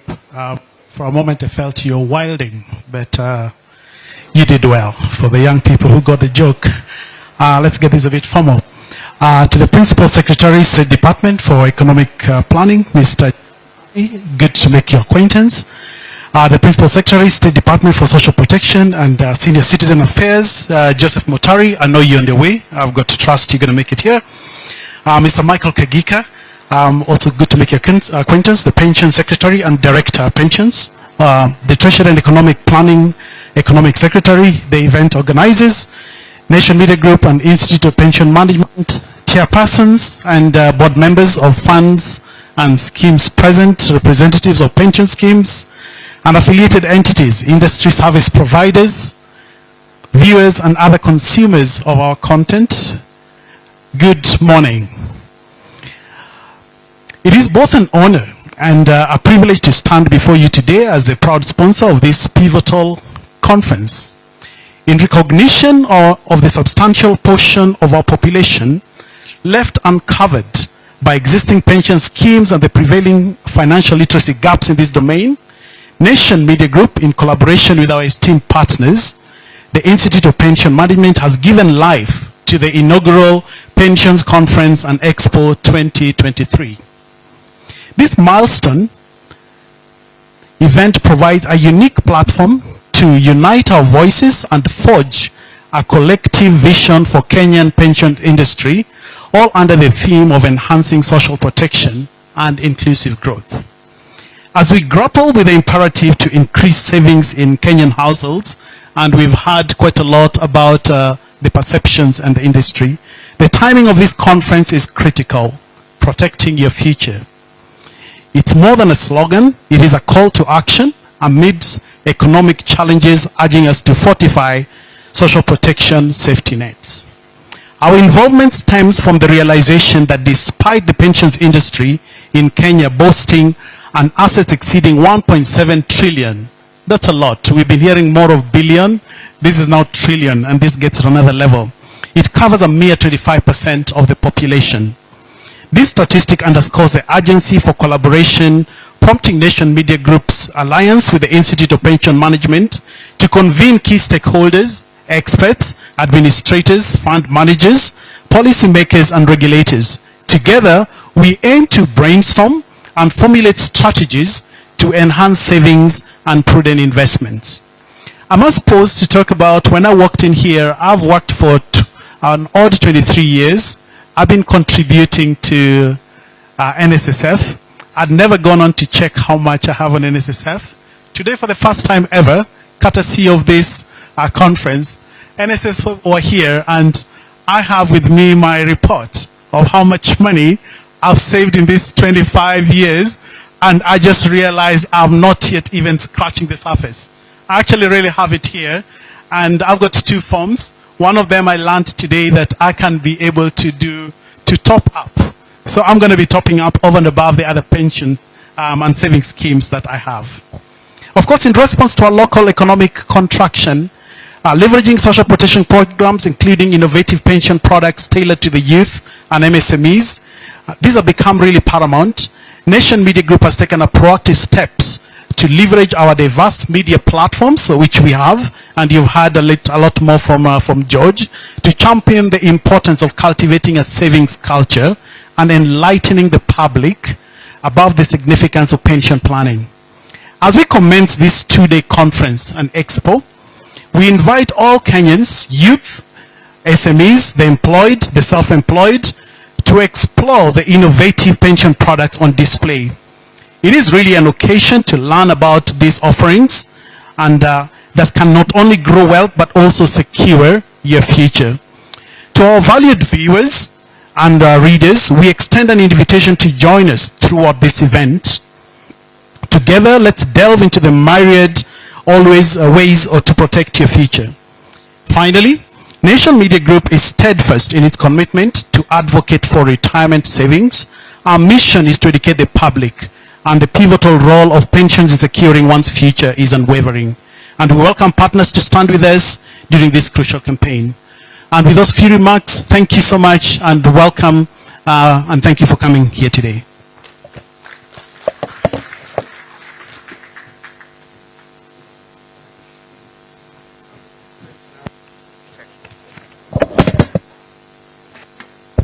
Perhaps at this rate now I also should look at my pension, my contributions from NSSF for the, how many are they? For the 4 years I've been in media and see how much I have. Moving on swiftly, thank you so much, Chief Commercial Officer, for that. Allow me now to invite the Executive Director of the Institute of Pensions Management, James Wanyama, to give us his opening remarks. So James. Karibu sana. Let's appreciate him as he comes. Thank you.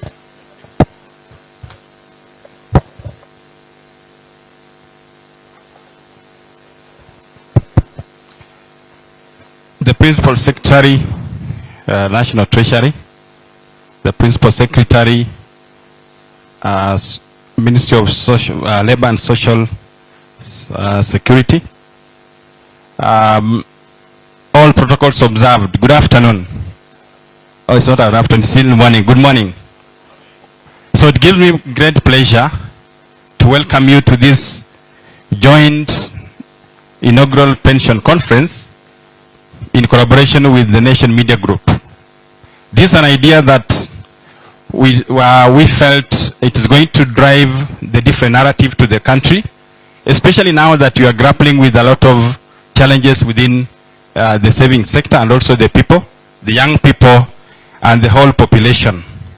So we look at this forum as a yardstick within which we can be able now to propel and change our mindset in terms of policies and generally ensuring that we are protected our future. If you look at our tagline, which is protect your future, the use of the word protect your future was meant to speak to the minds. And just as the panelists have talked about the issue of savings in the young people, our expectations for this conference was or is that we are going to deliberate on how well we can entrench the minds of the young people into not just saving for the dreams, because from the research it looks like they're saving for their dreams. That means a dream to go to Dubai, a dream to go to Malaysia, a dream to buy the best or the recent iPhone on the market and all that. But then I want to concur with those the other panelists who have talked about how do we inculcate or how do we create more policy, because not all of us can save voluntarily. Even all of us as we're seated here, our savings have been informed by a policy. Even if it's a circle, it's because you signed that policy that will be deducting this amount of money to go to what? To the circle. So we ought to be very deliberate to ensure that we are able now to drive the culture to the next level. I want to quote Warren Buffett, who says that for him, wealth that he has acquired is as a result of living in America, some genes, and also compound interest. But then here in Kenya, I want to say that your wealth will be based on your compound interest, living in Kenya, and also what? Your decisions. So the actions that you take, the decisions that you take are the ones that will inform you also to boast and talk about what Warren Buffett also talked about. Now, the element of savings, and I think that has already been mentioned by our delegates and also the panelists, we ought to inculcate that culture from childhood. We need to inculcate a culture whereby, if, for example, you give your child pocket money, right? If you're giving your child pocket money, are you able to tell that child that you don't have to spend the whole of it so that tomorrow you come again for another? So we must ask them, are you going to use this money so that tomorrow you'll have saved some amount that can enable you now to do something different? So that's what we ought to do that. At the same time, if you look at the current economic scenario, we all are grappling with the high cost of living and all that. But then, we cannot run away from the country. Isn't it? Are you going to run away from Kenya? Anybody wants to run away from Kenya? We will not run away from Kenya, but we need to come up with resilient measures. How are we going to navigate the challenges that we are facing today so that we come up with solutions that can be adaptable? Because nowadays we don't talk about long-lasting solutions. We are operating in an environment where long-lasting solutions do not work because of the dynamics of the market, the dynamics of the people, the demographics and all that. Therefore, it is upon us now to come up with more adaptable solutions that can actually outlive the different generations that we operate in. And that's the essence of us having this, this conference, just to deliberate and ensure that we are able now to have deliberations that will enable us to see, to move to the future. I want to give you a scenario from the World Economic Forum 2023. From that poll, they say that young people aged below 40 years want to stop working at 50 and also even below 40 years or much sooner than that. But 55% of that population are not saving for retirement. So the question is, as much as you want to retire early, what will you have as your saving pot to enable you now to live a decent life after that? Because now that becomes a challenge. Apparently, we're also looking at the issues of the fertility rates. From the same report, they say that more people are planning for fewer children. So today we are not having 5 children, 8 children, 10 children, and 15 to that extent. But you are looking at 2, 3, and below. So it means if we are having a rate whereby now the number of children are reducing, then the burden of supporting these citizens or senior citizens will fall heavily on the government rather than on the young family members as the current trend dictates. So, and what's more important is also that life expectancy has been improving over the years due to the affordable health care. So according to the same poll, they project that the life expectancy is going up to 73 years, or human beings are going to actually live up to 73 years, but 13 years above the normal retirement age. So it means that while people are retiring at 50 and 60, the life expectancy goes beyond that. So if you're looking at people living up to 73 years, then that period between from retirement to that level, who is going to take care of these people? And according to the same survey, they mentioned, or they were talking about living better and also longer. And they say that young people have also very poor financial skills. And because of this, they're also seeking information from other platforms. And as the moderator said, young people are seeking more information on financial skills and savings through Instagram, Spotify, and TikTok. While the older workers are seeking information from professional financial advisors. So the question is, do we now change our strategy, even as financial advisors, so that we now get to utilize these platforms that young people are more conversant with or they are moving towards? Because if we don't do that, then the retirement future looks very bleak.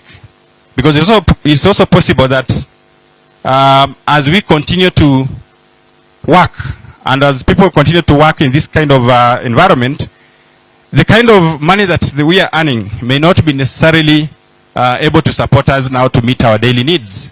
But then, as we talked about, we've been talking about the element of encouraging people to save voluntarily or additional voluntary contributions. To what extent can we entrench that into a culture? Because eventually, when people cannot afford to take care of themselves, the burden will fall to the government, and therefore the expenditure on social protection will increase, and the government will have to draw from revenue meant for other areas now to take care of these kind of services. To the pension industry players, this is my parting shot on you, that we need to be mindful of the emerging consequences to the market dynamics, so that we are now able to provide solutions and answers now to the challenges that our members are facing. And at this point, ladies and gentlemen, I wish to once again encourage all the participants to actively engage in our discussions and debates, to share your stories and experiences, and not to hesitate to ask questions, not only to our speakers and experts, but also to one another, in order to make this truly interactive and lively event. And before I sit down, I just want to invite Florence Mshiri, who is our board member, to just come and welcome the next speaker, standing in for the chair of the IPM Board of Directors. So thank you very much, and have a very lively interactions.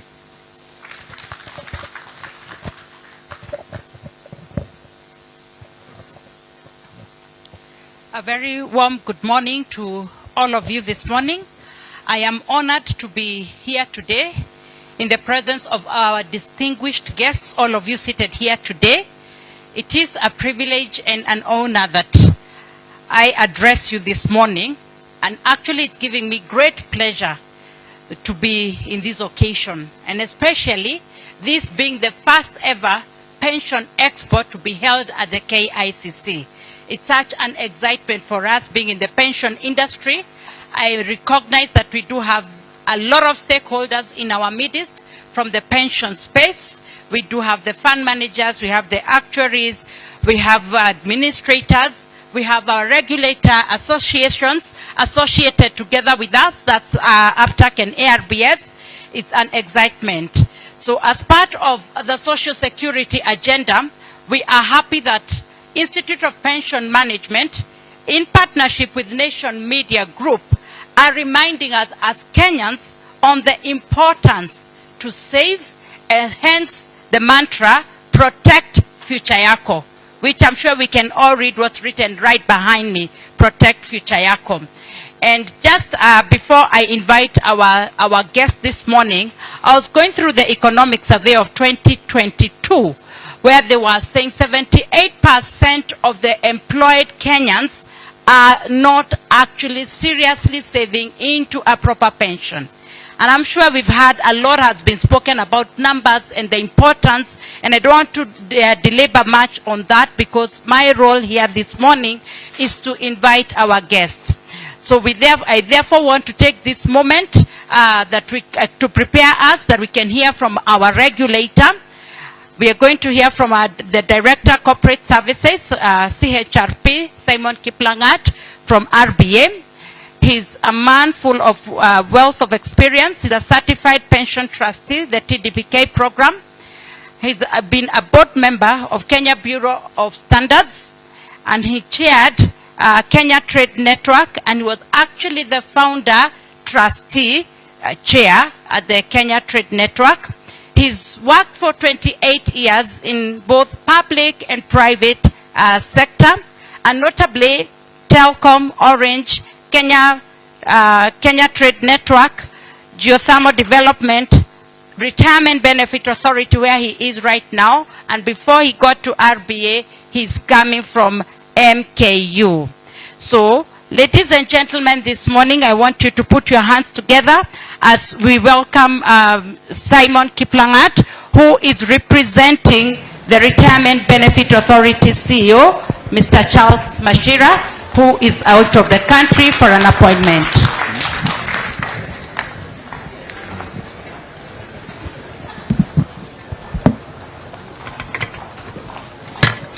Thank you, Florence, for the very nice words. Good morning, ladies and gentlemen. RBA is pleased to be here this morning.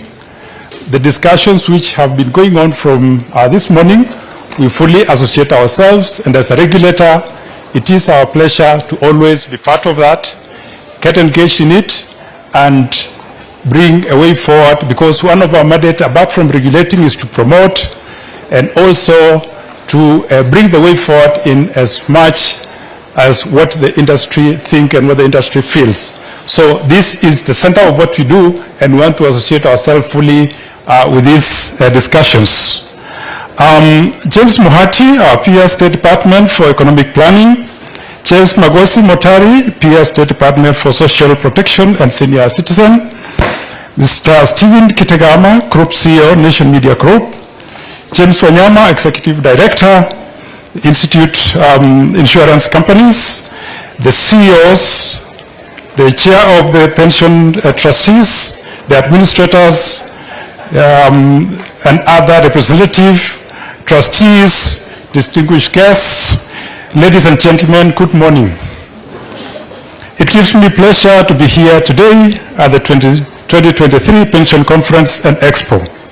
I'm here on behalf of RBA CEO Mr. Charles Mashira, who would have been wished to be here in person but unable to do due to exigence of duties outside the country. At the onset, I wish to thank the Nation Media Group and the Institute of Pension Management for organizing the first edition of Pension Conference and Expo, and for curating a program rich in knowledge, addressing critical topics such as understanding the pension scheme, uptake within the SME space, growing investment, among others. I believe this is the first of the many conversations to come, and signifies that the media too understands the importance of all of us protecting future Yetu.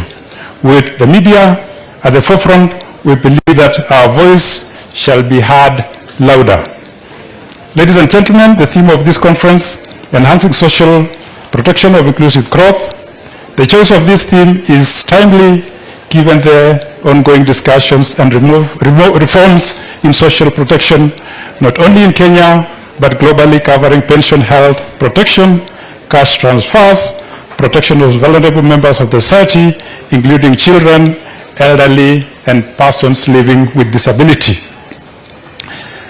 I will briefly speak about the status and the outlook of the retirement benefit industry and some of our priorities and what we are doing as a regulator. The industry outlook, as at 30th June 2023, the retirement benefit industry assets stood at Kenya shillings 1.7 trillion, an 8% increase from the 31st December 2022 status when the assets stood at 1.5 trillion. This is a significant growth in assets from Kenya shillings 40 billion when the authority commenced operation in the year 2000. In our strategic plan, we had envisaged a growth in assets to 2.4 trillion by 30th June 2024. This has not been achieved. However, this was hampered by the effects of COVID-19 pandemic, the global financial crisis, and the challenges of inflation, the impact of the Russia-Ukraine war, and the climate change. The schemes continue to invest heavily in government securities, with 47.79% of the pension asset invested in government securities. Other top asset classes of investment includes guaranteed funds at 19.19%, immovable property at 14.46%, and 10.22% in quoted equities. Globally, and in the region, the ongoing discussions on diversification and inclusion of alternative investment to drive the returns and considering offshore investment in view of the suppressed macroeconomic environment. Whereas the investment guideline offers the opportunity to invest in alternative investment, questions linger on why these avenues are not being exploited fully. I believe this discussion later today, we shall be able to receive feedback on the factors hindering this issue and the solutions to be given. Going forward, the discussion will be keen on getting the feedback from the stakeholders, like what we saw this morning, that will inform into the policy position. Chief guest, RBA are setting out to do a strategic plan for the year 2024-2029. We shall be inviting you as our guest to give the input so that most of what has been discussed today will go into our strategic plan as partners who are also engaged in this exercise. The coverage remains a challenge and currently stands at 26% of the working age population. Simply put, out of 29 million Kenyans, aged between 15 and 64 years, considered working, only 7.4 million belongs to a retirement benefit scheme, with only about 3.5 million of these members being active contributors. We shall be required to do more to increase coverage. In the meantime, we are pleased with the implementation of NSSF Act 2013, which compels Kenya to save and will also address the adequacy concern. And this is consistent with the discussions which are going on this morning about the issue of the culture of saving.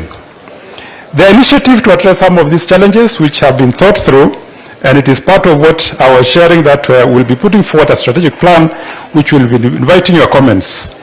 So to enact good governance and prudence in management of the retirement benefit scheme, the authority has issued several guidelines such as the retirement benefits, good governance practice guidelines, and trustee remuneration guidelines, and also take punitive actions against those offenders who violate the guidelines.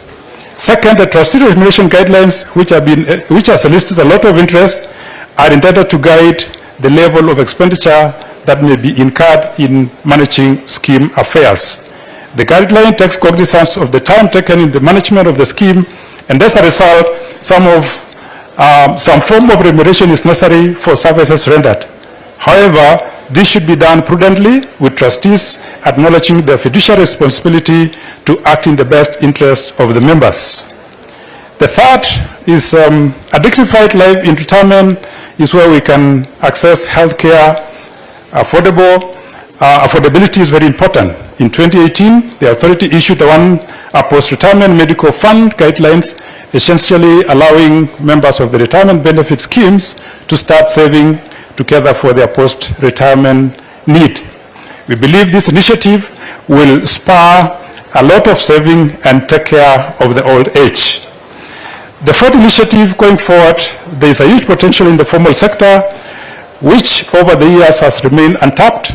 The pension industry, as previously designed, was overly concentrated on the formal sector. But the economy in which the informal sector is key player, we must deliberate and devise products that speak to the needs of the key segment of population. And the discussions which was going on with the panelists speaks to that agenda. The authority has overseen the introduction of individual pension scheme to address the unique needs of this segment of the population. To date, market players have established various schemes leveraging mobile technology to make saving simple and cost-effective. Additionally, Chief Guest, the government through the National Treasury established the Kenya National Entrepreneurship Scheme, in short KNEST, to complement the efforts of growing pension coverage of the informal sector. The fifth is the younger generation demand responsible and sustainable investment. Emphasis on environmental, social, and governance ESG principles. We must adapt our investment strategies to align with this expectation, integrating social environment and human rights concern into standards business practices. The last couple of years have witnessed a rapid rollout of new digital pension products in response to the need of the ever-dynamic workforce, especially the maturity of the informal sector. We also need to leverage digital technology and automation. This is the discussion about the TikTok and such kind of ventures that we discussed this morning. Finally, the authority is currently conducting pension education and outreach programs across the country. These programs are intended to prepare members for life and after retirement and encourage members of the public to save for retirement. RBA will seek to collaborate with other stakeholders, including the media, to target young Kenyans and educate them on the importance of saving for retirement. I call upon all of us to rise to the occasion and address the challenges by working together to enhance social protection in the country. With these remarks, I wish you a fruitful deliberation. Asante sana, and may God bless you. Thank you. Thank you so much, sir.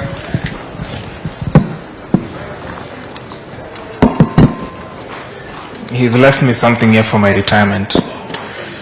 Very important. In the interest of transparency, ladies and gentlemen, I have equally gotten my NSSF statements printed, and they read as follows. Are you actually waiting? Yeah, I equally affirm that I have a long way to go, but Chief Commercial Officer, quite some work to be done, because this one here is not, the benefits are not benefiting. You know, us in the young people, we have a way of talking, yeah? The event is eventing, so the benefits are not great. Sawa sawa. Ladies and gentlemen, the PS for Ministry of Labor and Social Protection was supposed to be here with us, but he won't make it. But he was gracious enough to send to us a representative. It's now my single honor to invite to us the Director for National Social Protection, Jane Muyanga Kitili from the Ministry of Labor and Social Protection, who will, of course, convey the message of the PS. Jane, most welcome. Karibu sana. We hope you have also printed your NSSF. All right, here you go.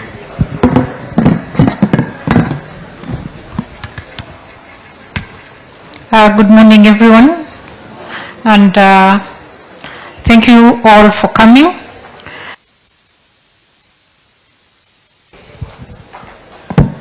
My name, you've been told, is Jane Muyanga Kitili.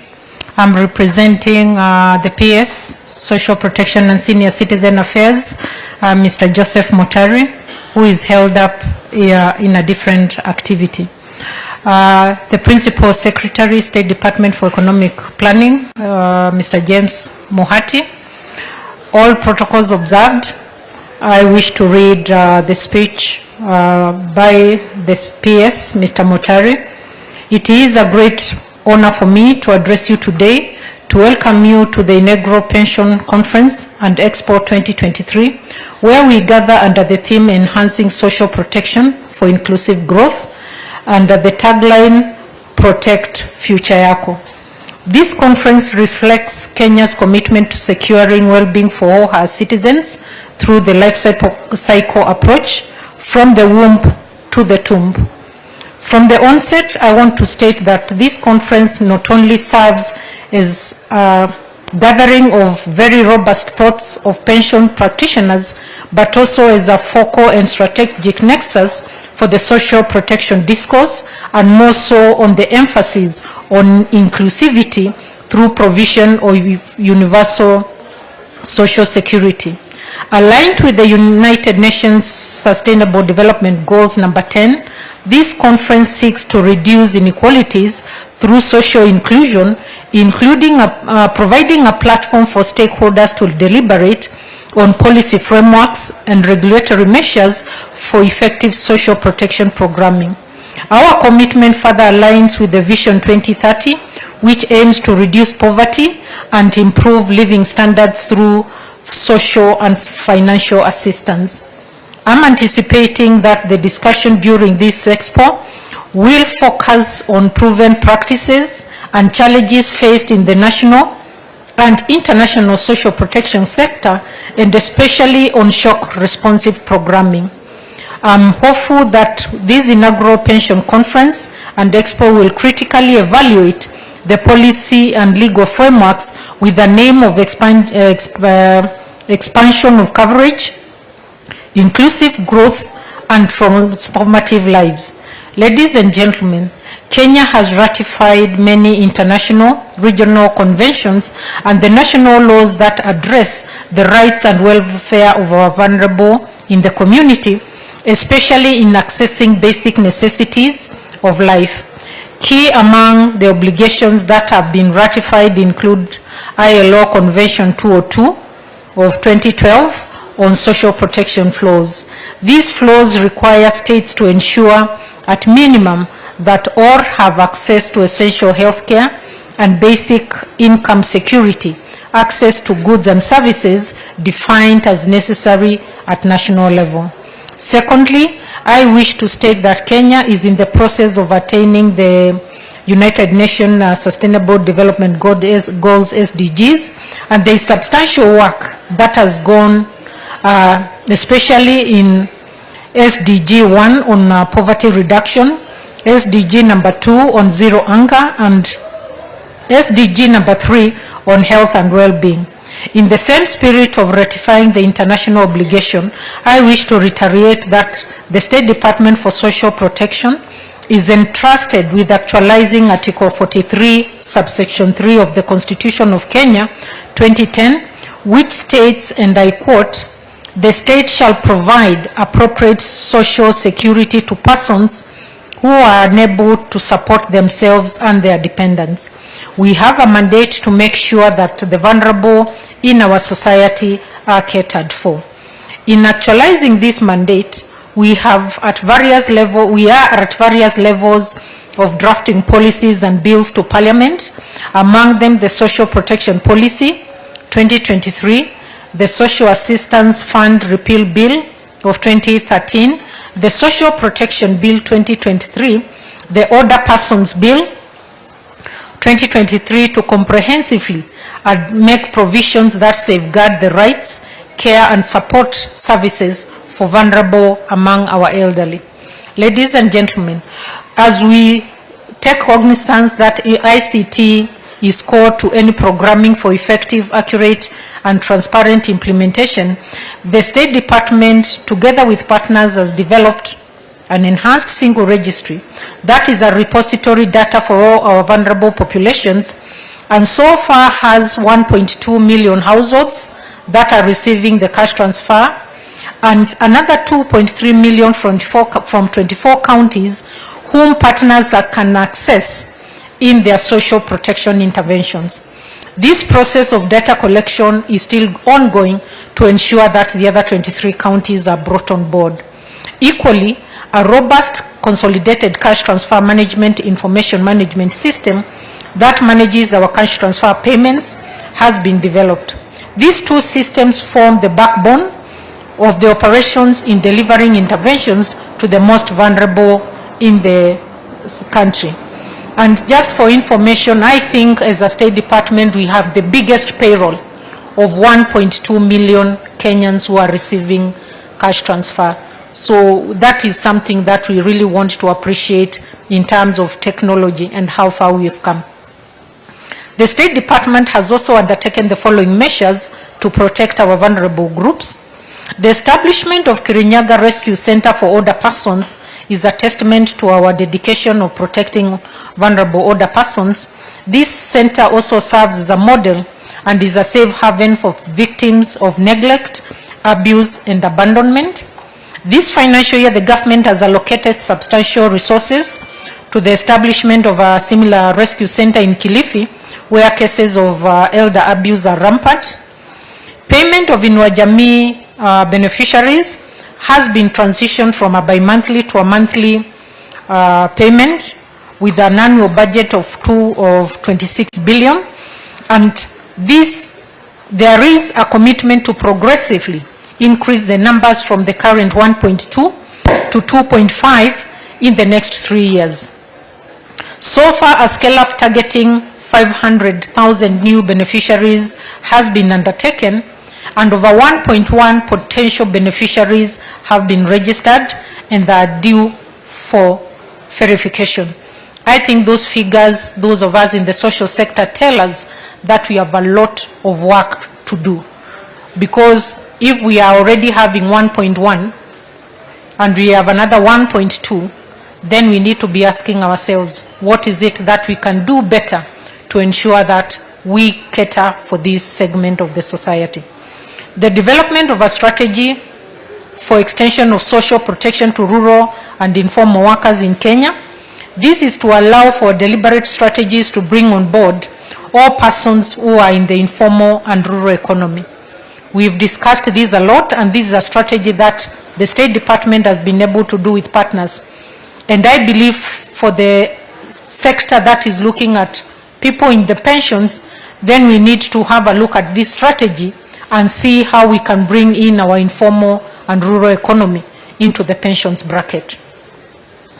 Going forward, the State Department has passed a policy that once a beneficiary exits, either voluntarily or through natural or attrition, he or she is replaced with another beneficiary from the same locality, and this will be done through the enhanced single registry. Ladies and gentlemen, many countries have come to learn on how Kenya has been able to succeed in social protection amid constrained resource, and more so the progressive delivery of cash to the most vulnerable in society. We have transitioned these payments, like Avalia said, and our Inua Jamii beneficiaries are actually being paid before the State Department civil servants are paid. That is how serious this whole process is. The impact of Inua Jamii program is a testament of the effectiveness of granting individuals, elderly individuals, orphans and persons with disabilities a new sense of dignity, respect and satisfaction in access to their basic needs. And maybe for information is, we have 6 banks that pay the Inua Jamii cash transfer, and beneficiaries have a choice of choosing the bank that is nearest to them, and they are also allowed to do savings in that account. The first 2 withdrawals or access of their stipend is catered for by government, and this is making quite a number of them a bankable segment that, even as we look at retirement, especially for those in the orphans and cash, especially for those who are in the orphans and vulnerable children cash transfer and persons with severe disabilities, they can be able to make savings within those dockets to be able to support this category of people in the long run. Ladies and gentlemen, as I conclude, I also ask participants, what legacy will they have left in their many years as social protection advocates, practitioners, or social or policymakers? And I think that is a very valid question. What is the legacy, all of us seated in this room, what legacy do we want to leave behind? The answer I always get is that I have changed the life of someone in a remote village. Let this conference come up with new synergy of making a change. For the next 10 years, down this journey, we may be able to meet one beneficiary who will say, your program changed my life. Let's inculcate the spirit of helping as we embark on realizing the dream of leaving no one behind in the social protection work. Together, let us engage and propose shock responsive strategies in emergencies and in ensuring a secure Kenya for all. I thank you all. Thank you. Very well, thank you so much for PS's speech. We really appreciate that he was able to send a delegate, or rather a representative for this one. Moving on swiftly, ladies and gentlemen, allow me now to welcome to the stage the Pensions Secretary and Director for Pensions at the National Treasury, EBS, Michael Kagika, to give us his remarks, and then we will now welcome PS Mohati after that. Karibu sana sir. Thank you. The Principal Secretary, State Department for Economic Planning, Mr. James Mohati. The representative, the Principal Secretary, State Department for Social Protection and Senior Citizen Affairs.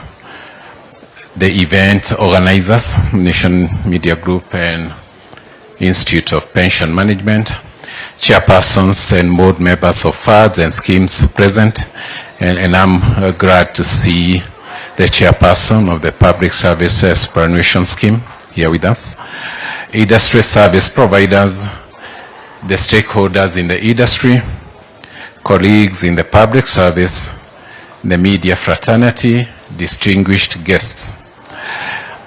It is a great honor for us in the National Treasury as I stand here on their behalf at this inaugural Pensions Conference and Expo 2023 that has been collaboratively organized by the Nation Media Group and the Institute of Pension Management.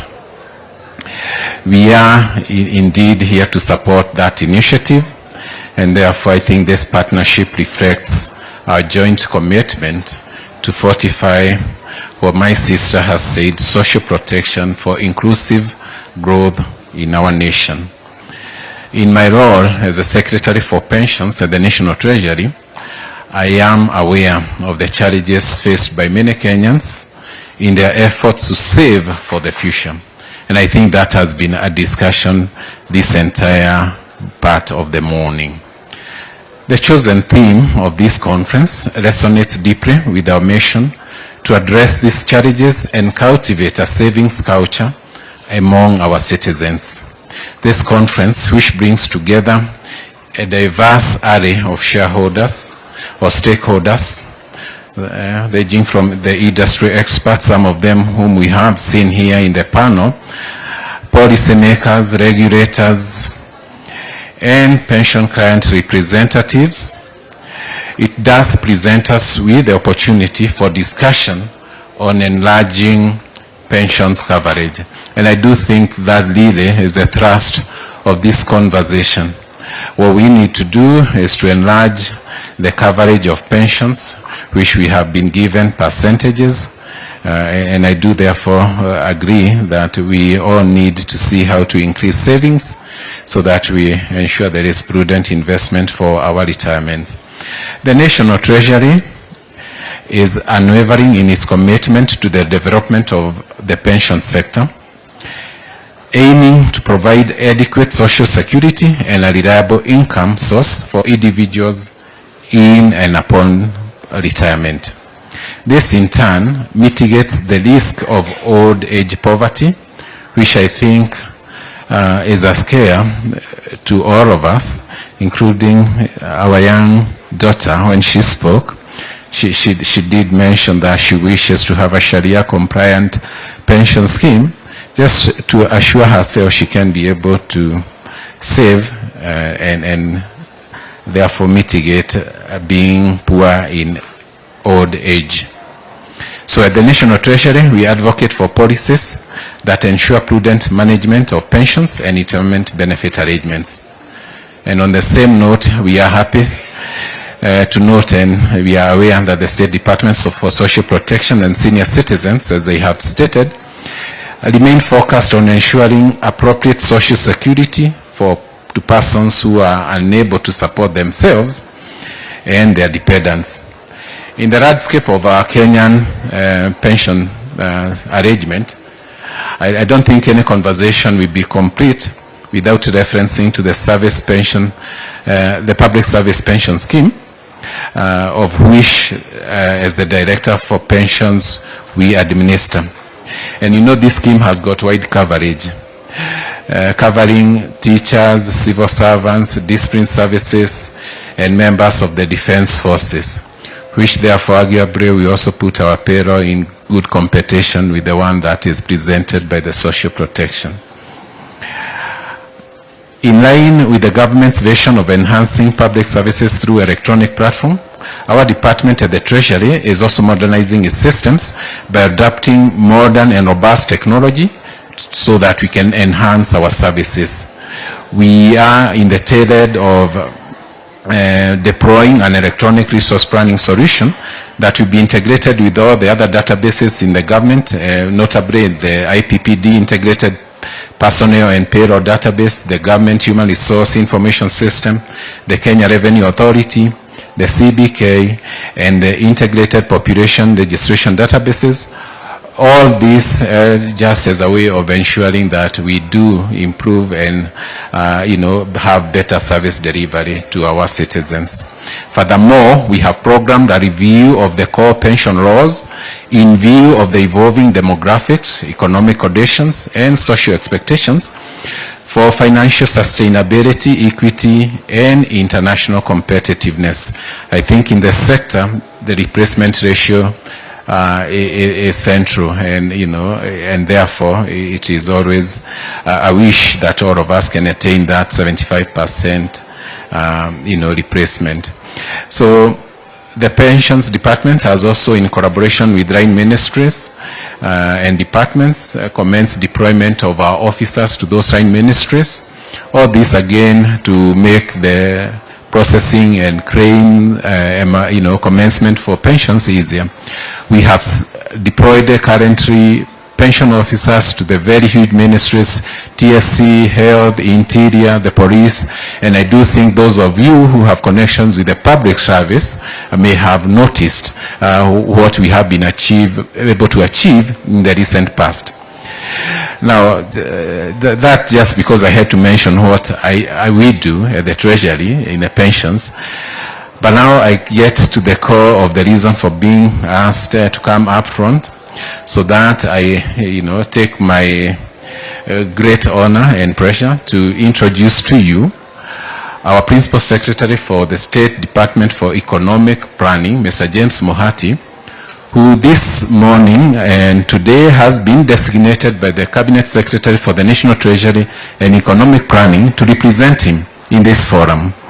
Our PS, therefore, joins this conversation with a wide experience in public service and also wide knowledge of our economy. And